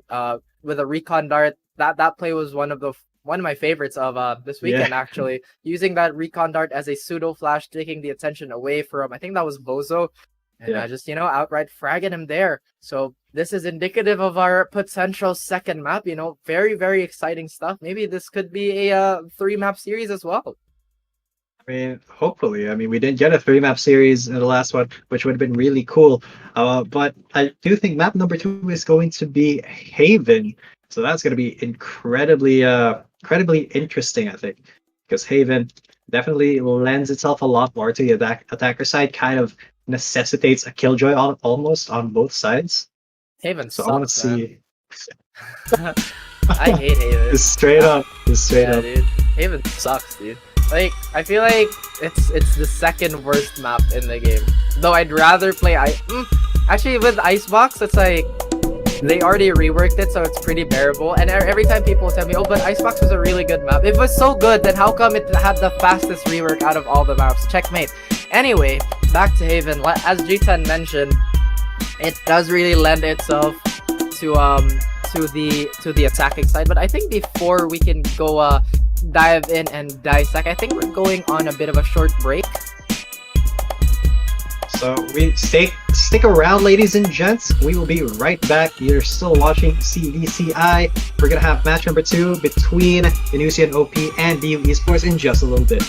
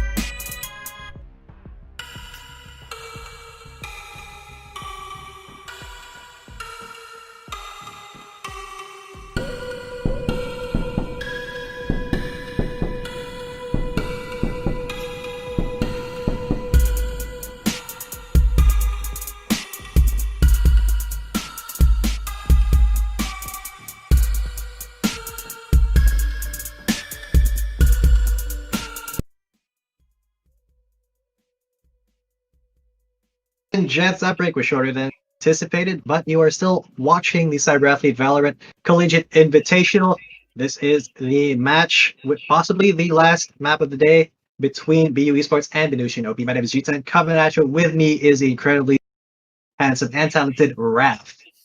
Little overselling it there, but you know what? We're not overselling. We're definitely not overselling the head-to-head that is coming right up, as these players have been the absolute spark plugs for their team. And 1-3-3. Oh my goodness, that's Elite. there you go. Oh, there we go. And the Jets have been pretty much unstoppable today, as they've been leading the charge for both their teams. Now, I would have to say though, Citycorn is definitely one of the candidates because of his explosive start, and Bozo as well. Again, there's just so many players left on the board that have been absolutely fantastic. Yeah, but when it comes down to it, when it boils down to raw numbers, it's Tay and Frenzy God who are our two team MVPs for at least that first match, that first map, because this is still the same match. But we'll see in the second map, Haven, it is. It's going to be very tough to see. That's right. So Haven is really a map that, as we mentioned again, is really attacker-sided. I would say it's Jet's best map. The Jet pick is really high value here because Jet can really take control of the long rotations with her inherent mobility. There's a lot of verticality that she can abuse and create angles for herself that normally you wouldn't see from most of the cast of agents here. And this is one of the maps too where the Sage's comp really started to shine, because people realize, you know what? If we play fast, if we don't go for slower fights, we're never going to need to res, we're never going to need to heal if they're all dead. That's true. Death is the best DC. That's something that's true across a lot of esports, honestly. Across a lot of the common esports, see, if they're dead, they can't do anything. It's really, that's right. That's the biggest brain play there is. So if you just aim at their heads and click your mouse, and that will basically win you Haven. That's right. Most of the time. I guess Haven is one of those maps that really forces the defense to be creative. There are a lot of holds where teams just kind of leave B open and have a 3-stack towards C and have 2A, albeit very passive towards A, so they'll always almost guarantee a 5-person retake. But also, if ever the attacking side chooses to go mid, go B rather, then they're obviously defending from a 2-pronged retake, which can be problematic at times. Though we've seen very default spreads like 1-2-1-1. We've seen a lot more people put more emphasis towards the garage and a bit more passive towards C itself. You know, again, just playing for the retakes, because again in this map, that's all the defense can really do. You know, it's always a gamble having three sites on the map and just such limited manpower.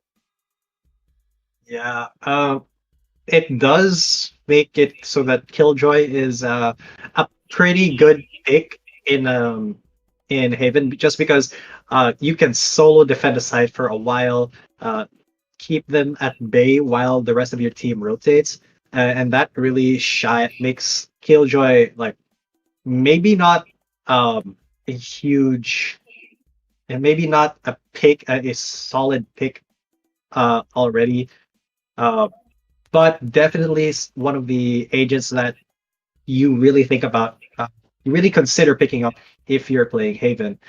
Sage as well is something that is very common in Haven, not so much in other maps since her nerf, but definitely a little bit iffy still, just in the state of Sage as a character.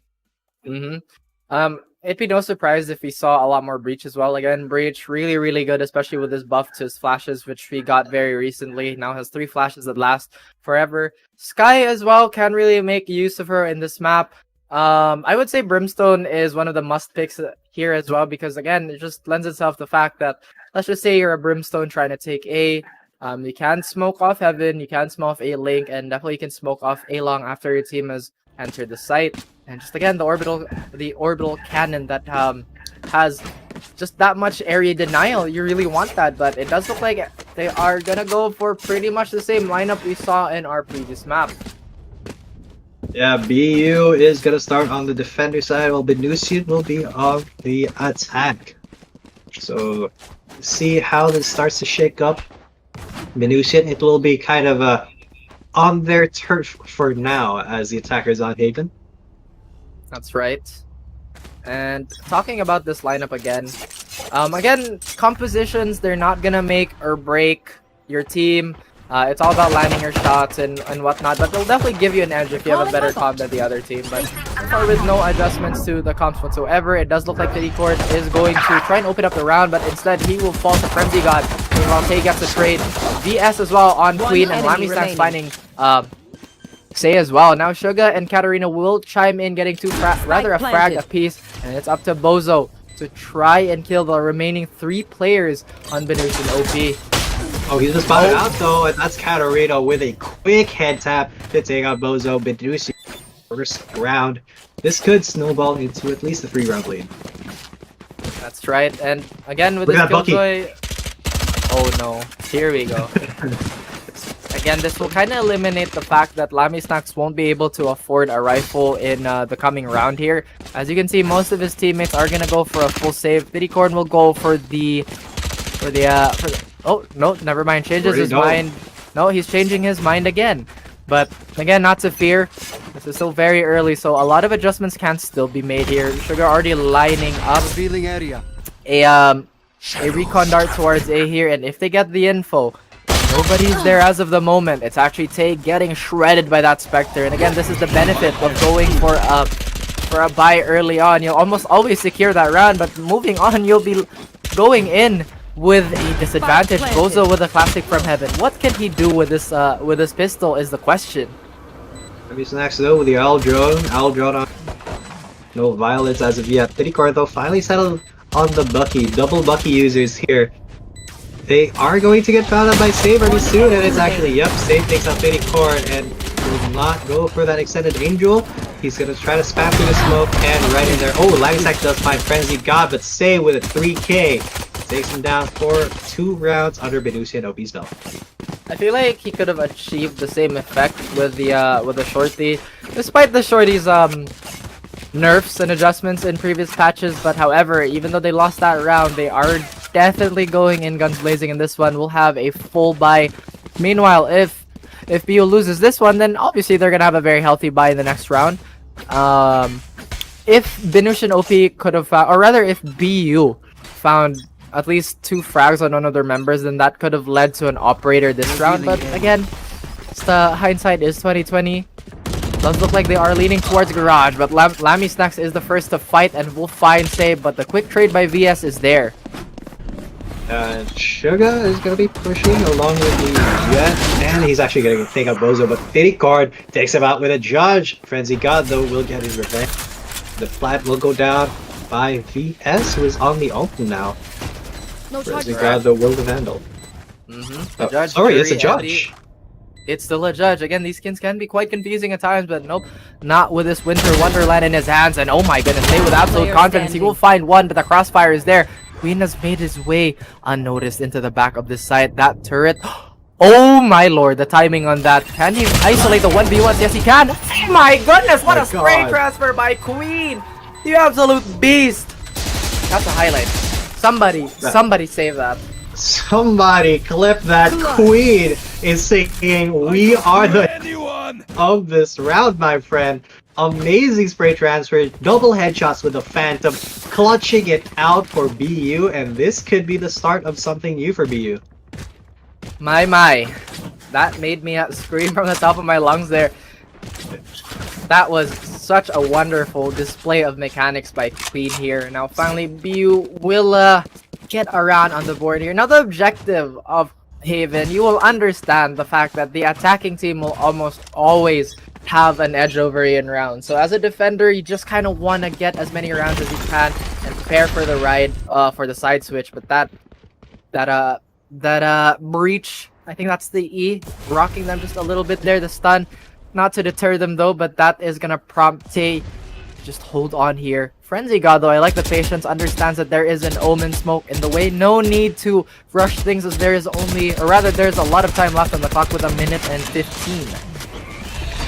Yeah, but it does look like BInusian, they are starting to make moves, they are starting to execute, and it's gonna pay off for them, making it a 3v4 so far. Same Frenzy God get a couple, and VS will find the plant. Frenzy God down in hell is gonna be where he positions. Stay though with a little bit more aggressive position here at a short. Now, BU, they're in a little bit of a tough position because they have very limited places to actually aggress from. And the judge is not a very good long range. If Bozo's able to come down, and Finifer is the one who comes down with to Frenzy God with the judge line as well, takes out Say with a Phantom, and Finifer is able to capture a rifle. That means it's just a little bit more equal now, but VS will take him out, and that means that Lammy Snacks has to skedaddle away. That's right, and just a footnote here for the players who just recently joined or started playing Valorant. There was a time where the judge was probably the most menacing weapon in the game. Oh, actually, they might actually find Lammy Snacks here at the very tail end of this. Nope. Ooh. And Lammy Snacks will get to keep that Phantom. And again, just a quick history lesson here. There was a time where the judge was ridiculously overpowered. It would outduel rifles at range. And talk about rifles, Lammy Snacks will be the only person on his team to own one. But the economy of BInusian OP as well, not looking too great. So this is going to be a make or break round for both sides. Come into the unknown. Yeah, BInusian, they're definitely playing a little better now, kind of playing out of their minds against BU. But of course, this is Haven. It is a little bit more attacker-sided than most maps. Enemy tag. And you know, Lammy Snacks here on this in this position could be pretty good. Although I'm kind of weirded out by the continued shotgun buys here by BU. Although I respect it, you know, I respect the decisions. It's just that I may not necessarily agree with them. They're very situational. You have to play some really close angles to really get ahead with them. With BInusian really taking their time. And with those close angles, again, the only real place where you can really do that is at the very top of C Long, as you mentioned, and of course Garage. But Pity-Corn will actually find Tay. Bozo and his Bucky will make it work. Oh, the Blade Storm is coming out as Tay will find Suga and the rest of the boys as this is gonna be a lone Killjoy being hunted by 3 angry players here. Still quite a lot of health here and possibly a weapon advantage if he can somehow weave through this crossfire. Nope, it's Bozo to deny that. Yeah, well done by BU. Just ignore what I was saying because they made it work. At the top of C is exactly where Bozo found, where Pity-Corn found that kill, and then Bozo found one in Garage as well. It's just don't listen to me. I apparently don't know. I don't know what I'm saying. I guess. The shotguns will work out for BU. Let's see if, well, they're definitely not going to switch them out for the rivals that they have. But that does give them a little bit more of an advantage coming into this round. Look at that Bulldog and a Stinger for BInusian. Definitely not coming into this round the richest. Oh, that's right. No. Frenzy God and Say do kind of, like, they neutralize those threats really early on. Very well done, and here's the Killjoy ultimate coming in right in the middle of it. He will get stunned, I think. And oh, via Pity-Corn finds another. This may be a flawless. BInusian is coming off round loss into a super strong position. They're hunting down Lammy Snacks. He won't even get one. He's gonna get chased away. There's a weak Condor bolt. And he will get found by VS. That's a 3k for VS with a Phantom. That's right, and BInusian OP looking a lot more impressive this time around. And again, this is up to BU Esports, them fighting back in the second half of things. They do have an operator here to discourage long-range fights from the opposing team. But again, BInusian OP, they are looking really strong. They're riding the momentum of the last match despite them losing it. They're like, you know what? No, it's only the first map. This is still potentially a long series. And you know what? Let's just keep our heads in the game. And I love that kind of composure for such a relatively young team, you know? Yeah, most definitely. Composure is definitely one of the things that you really need in a long series. You need to keep your mental straight. Otherwise, you're going to fall apart. Even if you start winning it, Tay will get one though, but gets traded out by Frenzy God. Suddenly, it's a 3v4. Pity-Corn once again with the judge. Gonna make it work. He's going to... Oh! Traded for the op. Oh! And he gets out. Oh! Does he get out? He gets out? He gets out! He gets out with the my off. lord. Teleports straight into heaven to defend that position. That's a risky play if I've seen one. But Queen will find Suga and Say will find Queen in return. I think that's pretty much the C site Last for player BInusian standing. OP as Say will close it out by finding Bozo. Thittycorn though has something to say here. Spike Is he actually planted. gonna go for the 1v2 though? He might. He's aggressing onto it. He will switch to the Vandal though. Definitely don't want that up in a 1v2 situation. You need to be able to transfer that spray over. He can start to make it work. It is planted for long though. So Does have smoke. does have smoke? Is he gonna go for it? He's gonna go for it. He's gonna Oh, get God. shot at. They're not finding him. Oh my god, he's gonna No get way. No! G10 Enemy remaining. He even gets the kill. Are you serious? He gets a second? Oh no, he doesn't. But still, what a thief in the night is Thittycorn. Balls are made of titanium. My god. The composure to stay there, I to need this. diffuse under fire. This man is made of something else. Thittycorn, he gets my MVP of the match.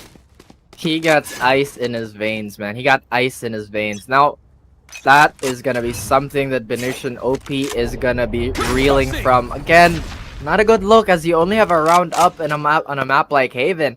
Again, that is also a testament to how solid BU has been. They've been quite There. patient as well. We actually haven't seen a lot of action towards B window and B itself. We actually haven't seen a lot of action nor interest from BU Esports to take B, but this could possibly be the round to sway them away from other sites. Yeah, B is, you know, sorry, both of these teams do start with B. They should be showing a little bit more interest towards B, but it's definitely not a common site to take. It's usually either A or C. B is where you go when you really want to try to surprise your opponents with something unconventional, and you only go there if you know that you have the advantage. But Thittycorn is at a disadvantage. He does get a kill out the Frenzy God though. He may be able to get more. He's gonna run into the other. Oh man, he needs to pull out the classic here. And Bozo does have his back though. So that's gonna be Thittycorn still alive. enemy Queen remaining. though, and Thittycorn clean up too. The last man standing is 30 going to seconds be left. the Reina. Can Say pull this off? It's a 1v3. Thittycorn's incredibly low. She doesn't know where the Sova is. She's trying to peek her. And Lammy slacks you with a serious? judge. Are The you jumping serious? Judge. The jumping judge for Lammy Snacks ties up the game 4-4. And my goodness, honestly, Thittycorn has been a problem to say the least for BInusian OP there. They nearly had his number in that round, but you know what? He dances in and out of that smoke with, I would say, just a very, very slight brush with death.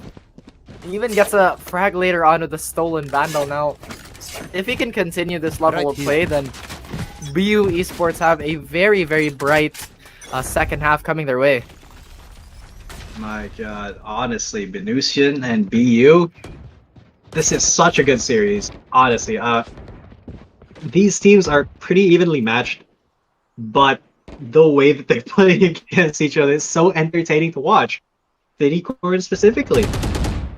He's incredibly aggressive, and it does pay off a lot of times in his favor. I'm not sure if that's luck or your skill, but I don't know, maybe he has like a blessing or something.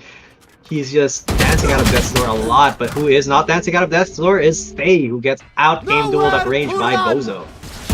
Right, not knocking, but really welcomed by Cadet here as Frenzy got it. BS open up the site. Will fall to Queen eventually, but Queen is gonna be stuck here in Garage as his avenues of, or rather his exit routes are gonna be blocked. 3v3, 3v2 actually as Lammy Snacks will find Katarina here. Lammy Snacks opening up the site as well. Can he find the third frag here? Can he be the hero that his team needs? Oh, and he has the angle. Big 3K again by BU Esports. And Lammy Snacks really coming alive in this map too.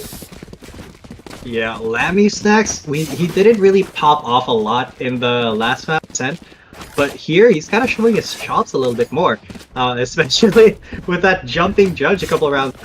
Man, that was that's something you see a lot of in solo queue, not so much in,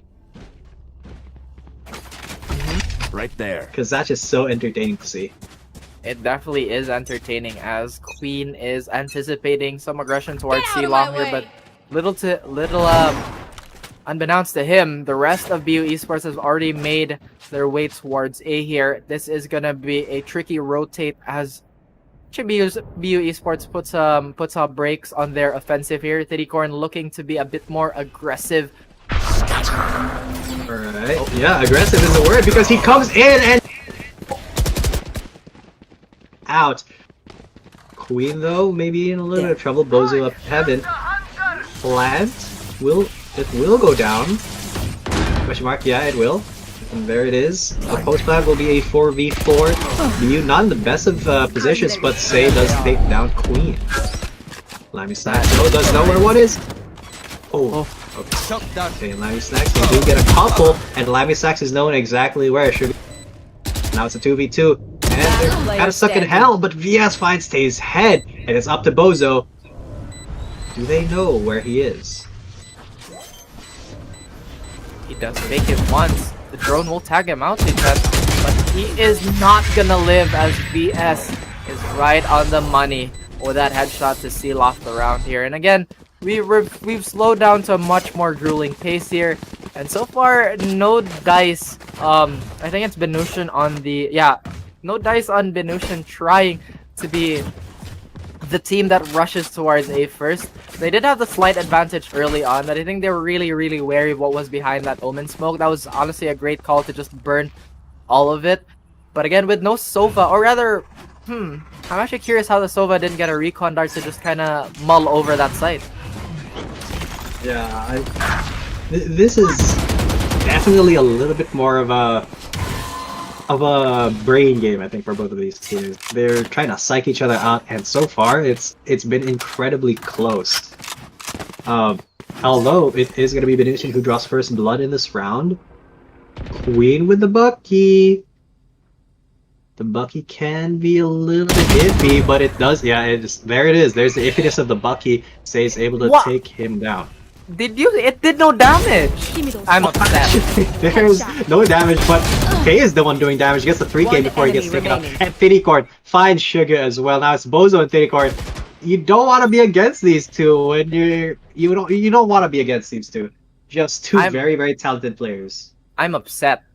That Bucky did absolutely no damage. I really hate seeing stuff like that. It's like, this is bringing out the pain as VS will find Bozo as well, trying to soothe the no damage Bucky, and this is still very winnable. He does have, actually it's Thiddycorn who has the ult here, but no need as he will barrel his way through to C-Link here. 30 seconds left on the clock. That is ample time for VS to make his way towards A here. Now all he has to do is to cover his tracks, because I think it is actually Thiddycorn very close to his tail, and I love this. What a read! No, Thiddycorn, too good. Yeah, he's way too good. His aim and his reactions are on point today.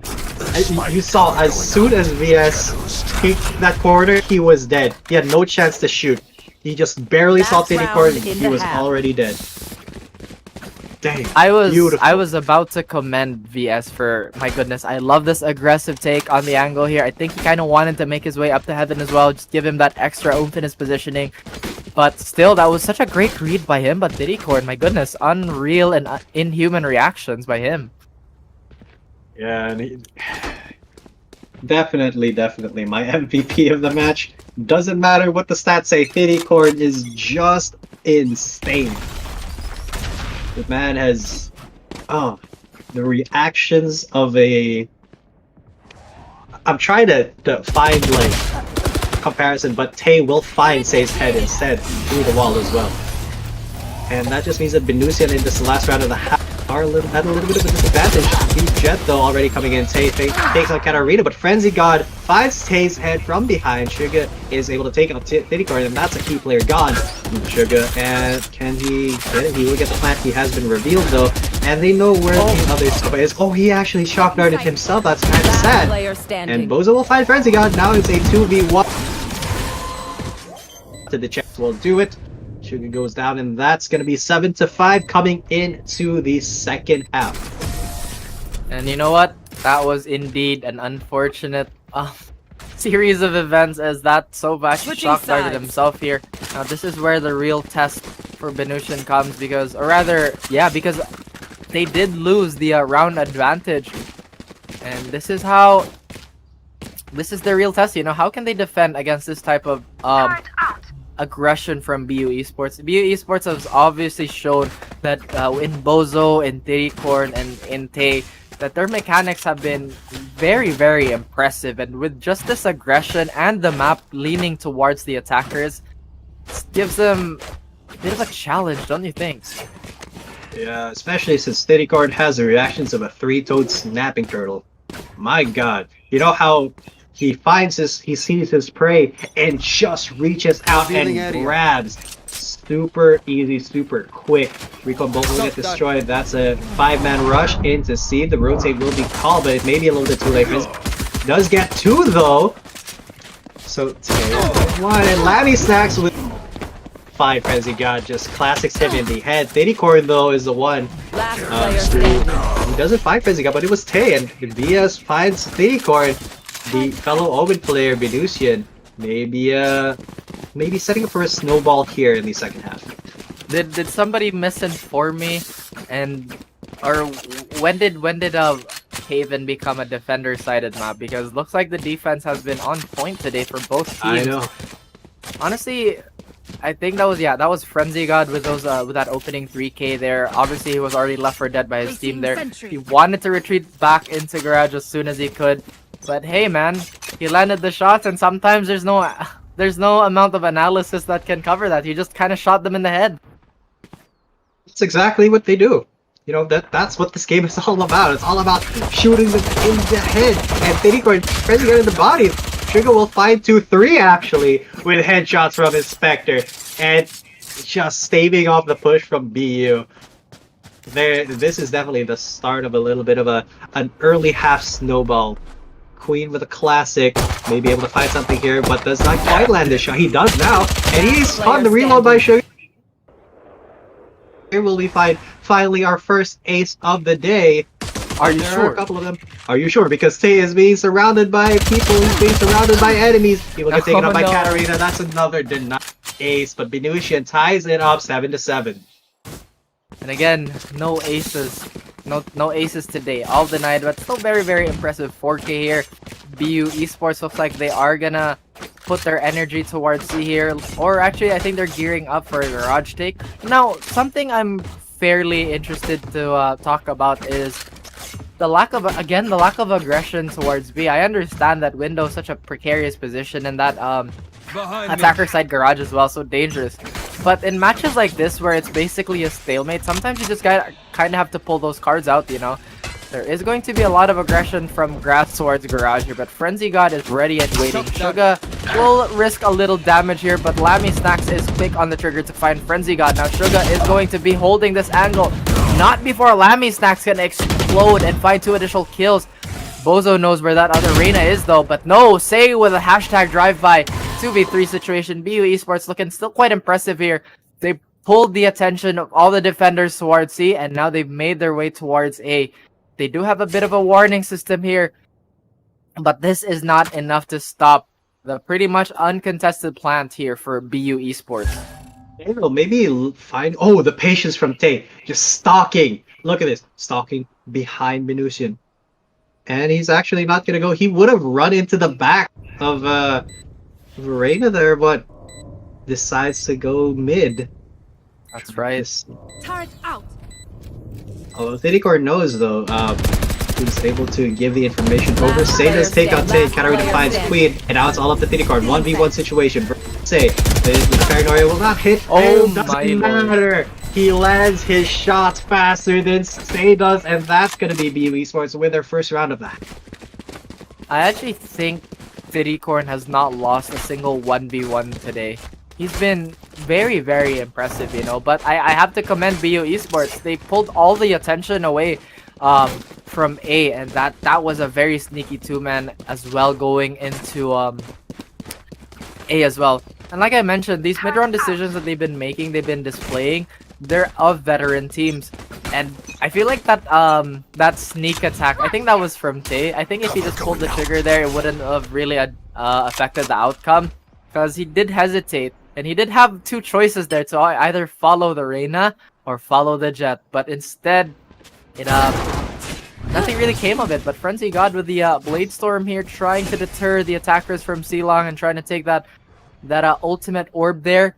So far, nothing's happening too much, but we've already seen some members of BU Esports press towards B here, at least their lurker. And now, once more, an empty A site, but not for too long. Yeah, because BU, they are taking both routes into A. And they are doing the proper smokes. BInusian a little bit slow on the rotate, but they are already there. They should be able to defend here. Although Bozo's going to find Suga's head. From heaven, I think that was smoked off as well, and the spike will go down to the corner already, and Bozo finds Say too. Bozo just absolutely crazy. Yes, we'll find one, but Heavy Snack finds the refrag. Bozo once again with a 4K, and that's no ace again. 9-7. I think that's a second 4K of the day as well, if I'm not mistaken. You're not. But now that we're back on the drawing board, so to say, for BInusian here, they do have a Killjoy.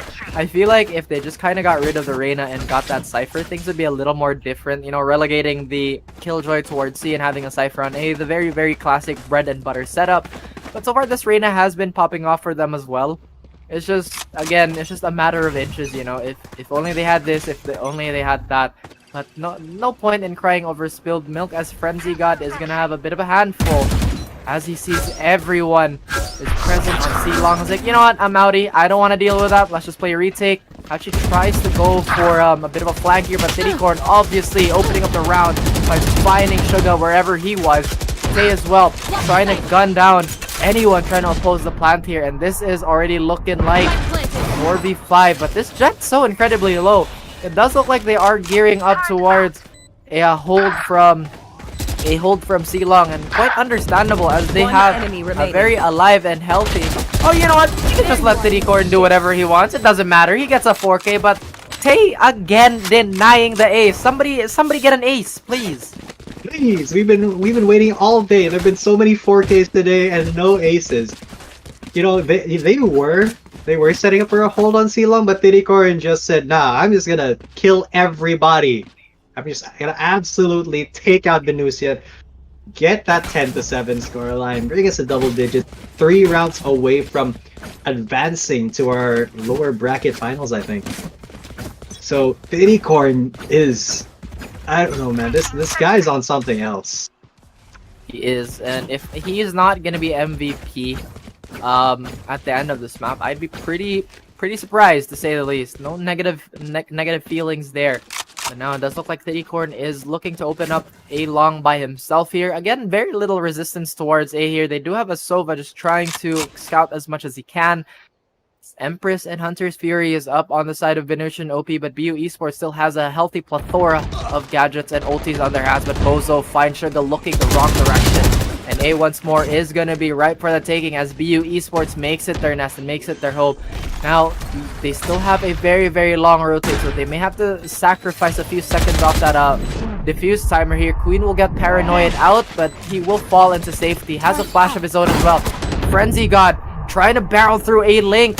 So far, no vision whatsoever. Finds one with a stinger, but no. So with a 3K, and Queen chimes in to find VS as BU Esports takes a commanding lead over BInusian OP. Yeah, the first really big lead we've seen all map, and BU is 2 rounds away. They're at match point. They're 2 rounds away from winning. BInusian, they have to start reforming their strategies. They have to start countering how BU plays. They haven't read the book is the problem. They're not really studying how BU moves, and BU, they're just barreling through. Their hyper aggressive play is benefiting them very well here. And looks like it might be the aggression from Frenzy God that gets him, although he did retreat back. Now, he is a little bit, it may be a little bit contested here actually. This may be the first we've seen all game, while the rest of BInusian is looking the other way. along with his teammates. There's going to be 3 already. Queen, and Bozo takes out Frenzy God. VS finds Lemmy Stacks though from the back, and Sid just takes spot shots. Finds Citycore and Queen though. At least with the refrag, Katarina takes Bozo out, and suddenly it's a 2v2. Same with a better position here. Does not get the kill though. Still full. But Queen will not, get the plant. Say does find K, and Katarina clutches that round out. There we go. Still holding on for dear life. Yeah, as long as that Killjoy was up and running in that round, just the potential of having her throw down that ult, deny the plant, deny the retake or whatever, in that situation just really puts a thorn or a halt to a BU Esports offense there. Still, they stay around, they stay alive for another round here. No, I wouldn't say any big investments were lost on the side of BU as well, but it does look like they're gearing up towards A again. Meanwhile, BInusian still gambling on that retake here. They will have one man on long, just try to scout out the early aggression. If he could potentially find a frag here, then that's definitely a bonus, but that is going to Optisova to just try and rotate towards a link here, but instead the Reyna is actually gonna go through a short here. Meanwhile, Queen is holding steady here. Bozo, can he find the leaking defender here, as Say will actually put down Tay? And Bozo has the right idea here, but will he get the correct timing is the question. He does have the spike, so if he falls, this is a big detrimental factor, but Tiricorn will find Say as he finds Lammy Stacks. Frenzy got with the trade on Queen as well. 2v4 situation. BInusian OP still looking live and healthy. They have that Killjoy ult if they choose to spend it. But it does look like there is a save call being sent out here, and BU Esports is going to retreat for their best interest. Yeah, Bozo and Thedicorn. Oh, Thedicorn may not be retreating as of yet. Bozo and Thedicorn are definitely in a little bit of a tough spot. They do have to kind of retreat to save those guns for themselves. They will be chased away by the Sova Sugar behind. And Bozo may be taking this fight. It could be possible if he wants to take it. But definitely not a winnable round in a one. I say that as I fully expect what I say to be countered by what Bozo does here. As he's got the spike, he's heading towards A. He's checking his angles. He will not find Sugar though, as Sugar takes his head off. And my goodness, BInusian OP still has a lot of fight in them. And still they have the economy, or rather BU still has the economy to go for a relatively full buy here. I guess they're just so hesitant to send out this Rolling Thunder, given the fact that as soon as that hits, Killjoy has all the time and the room in the world to let out that ulti. But again, that just kind of opens up the possibility of a fake play. You know, let's just go for a very, very big gamble. Use that ult to flush out the Killjoy ult as well. But this time around, the defense is leaning towards A, and I think BU Esports has had the better read on the situation. Does look like the fault line is gonna come out. That is going to stun up anyone in its way. They have no sound cue. It's only the Killjoy here as well. They're too far to give them any notification of what's happening with Queen and the boys in Silong. That turret is gonna be the first to fall though, as Killjoy is not really in the position to capitalize on this as well. And here we go. The quick take here with 2 lurks, or rather just Tiricorn towards Garage. Oh, they're still playing this very slow. The flashes are coming out. Can they throw down the smokes in time? Yes, they do. And this is gonna be theirs and theirs alone, at least before this Killjoy is gonna pop that ult. Yeah, they're not even gonna plant for C long, but they do fall back towards it. There is the Killjoy ult. It's gonna be a little bit more equal coming into this retake for both BInusian and BU. Although BInusian already finding their positioning, Tiricorn does find Say out of position. So, all right, so Tay should come up with a big play here, because they are gonna start to diffuse. Obviously, they'll try to keep them in there. No Rolling Thunder as of yet. There it is. The Thunder has started rolling. It will take down a couple of Frenzy God, finds Queen's head. And look at this, they're just spamming at each other through the smokes. And Bozo takes one down as well. And last, it's just Frenzy God has to leave because there's the spike. And BU Esports now at match point. Match point. Like I said, the interaction between those two ultimates is basically rock, paper, scissors, whoever's first to pop. But now, this is looking a little dire for BInusian Esports here. That was a big blow to their economy as well. They're probably gonna run with a few SMGs. No, they actually have some rifles here. I'd assume that they're compromising armor, but still that Killjoy ultimate out of the equation is going to prompt all the aggression in the world for BU Esports, and it does look like they're gonna turn their attention towards C here, albeit potentially a fake play as their spike is still left in spawn. Haldron is gonna scout out A long, but we'll find nobody as that Reyna is gonna be falling back to the inner workings of that site. Now Tay and Queen is going to be, or rather are going to be, the first entrance as far as the C side, but they decide not to. They decide to hold back their attack, and I love this patient approach. Seaside is still almost completely open while they start taking the spike over to A, and I think, oh, the bait play, they did bait the Sova to rotate towards C, while the Reyna is left all alone. Although the Sova started rotating back again, this could still be a very quick take toward A. BU definitely have the tools to make it happen still. Lemmy Snacks, no, does not, because Shadow, no charges. base by Say. Blinding. Great position, great aim, just crosshair placement there from the Reyna. Say will go down though to Tay, and the spike will be planted right inside Hell. Bozo takes out Sugar, and suddenly it's a 3v4 with BU really dug in. Viesto finds Queen, Frenzy God finds Bozo, and look at everything they're fighting. Tay takes out, and now it's a 1v2. If anyone can do it, it's Thinnycorn! As Thinnycorn finds one! He has to find the other Omen! Yes! Versus Thinnycorn! It's just two No way. Omens. Oh, no way! The bad team is fine! Thinnycorn looking the wrong way! And BInusian OP keep their they keep their life for one more round! Oh my god! Oh my god, indeed. And again, that early pick on Lammy Snacks did just hinder them just a little bit. But again, Tittycorn, if he knew where that man was coming from, that could have been a different story, as that Omen was down, or rather VS was down to 16 health. But now, looking at things right now, still another make it or break it round. If we could pull up the scoreboard just to check the economy, that would be lovely. But it's only 3 seconds left on buy time, so at this point we're going to be working with a lot of rifles on another aggressive fault line towards C here.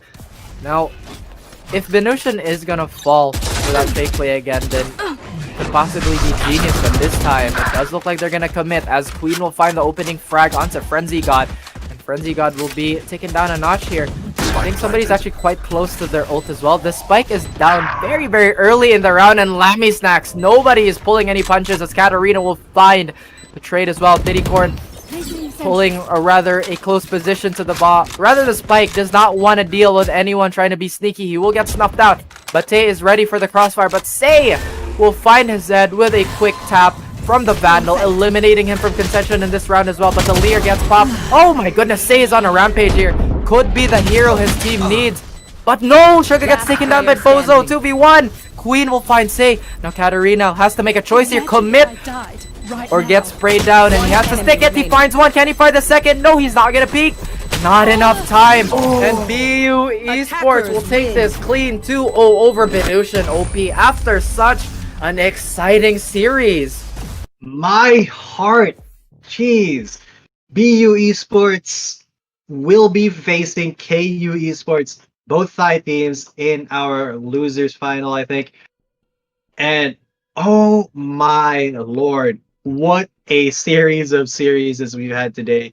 Just very beautiful Valorant that from all teams, honestly.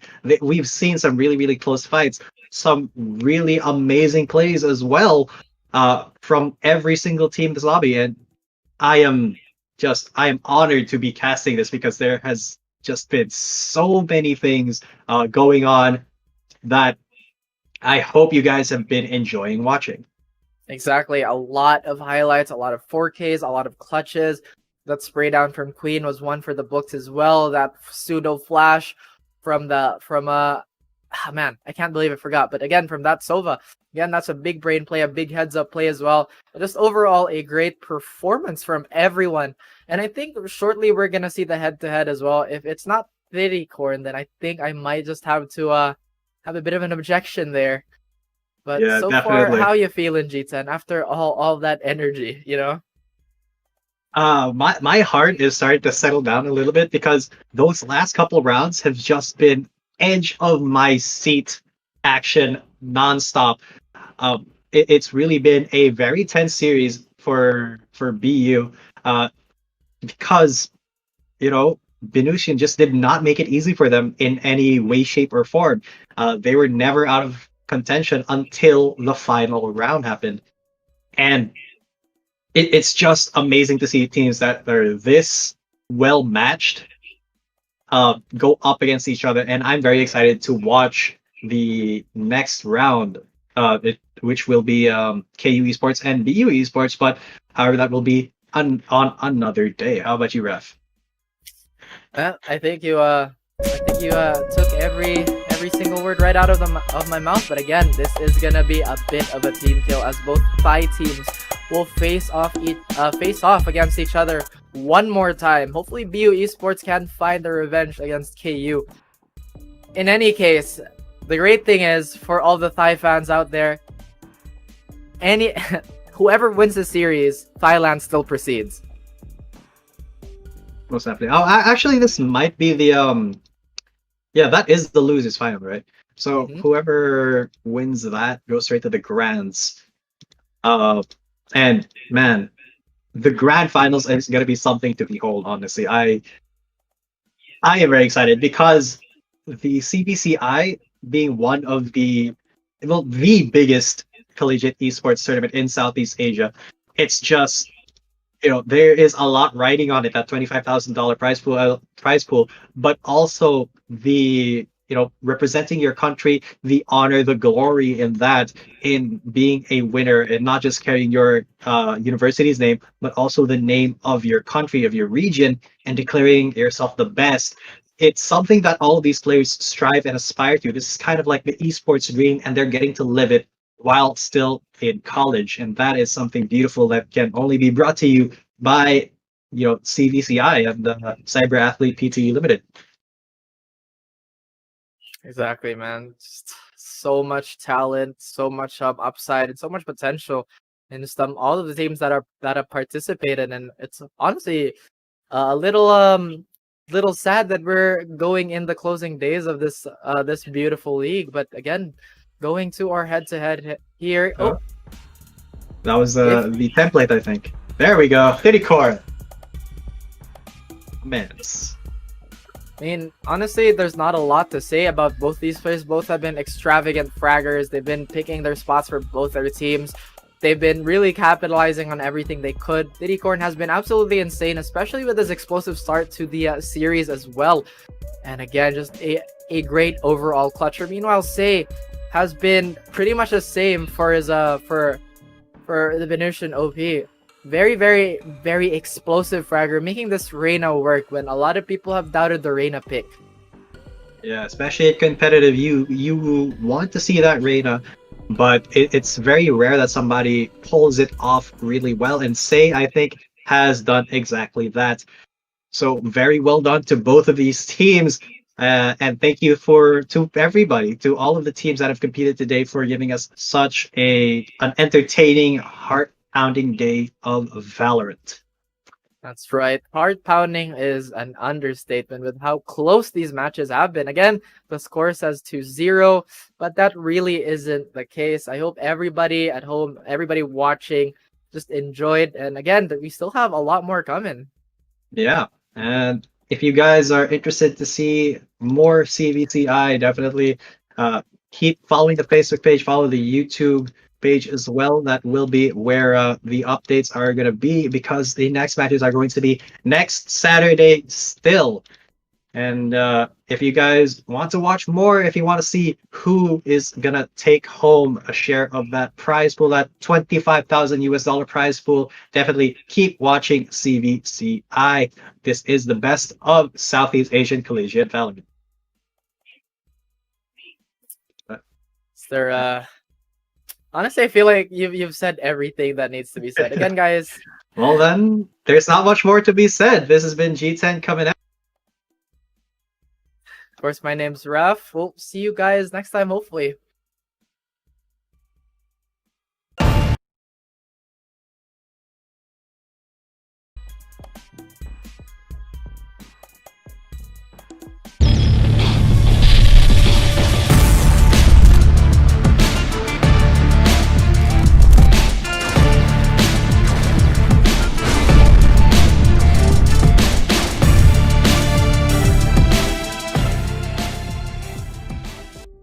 Clara, oh Clara,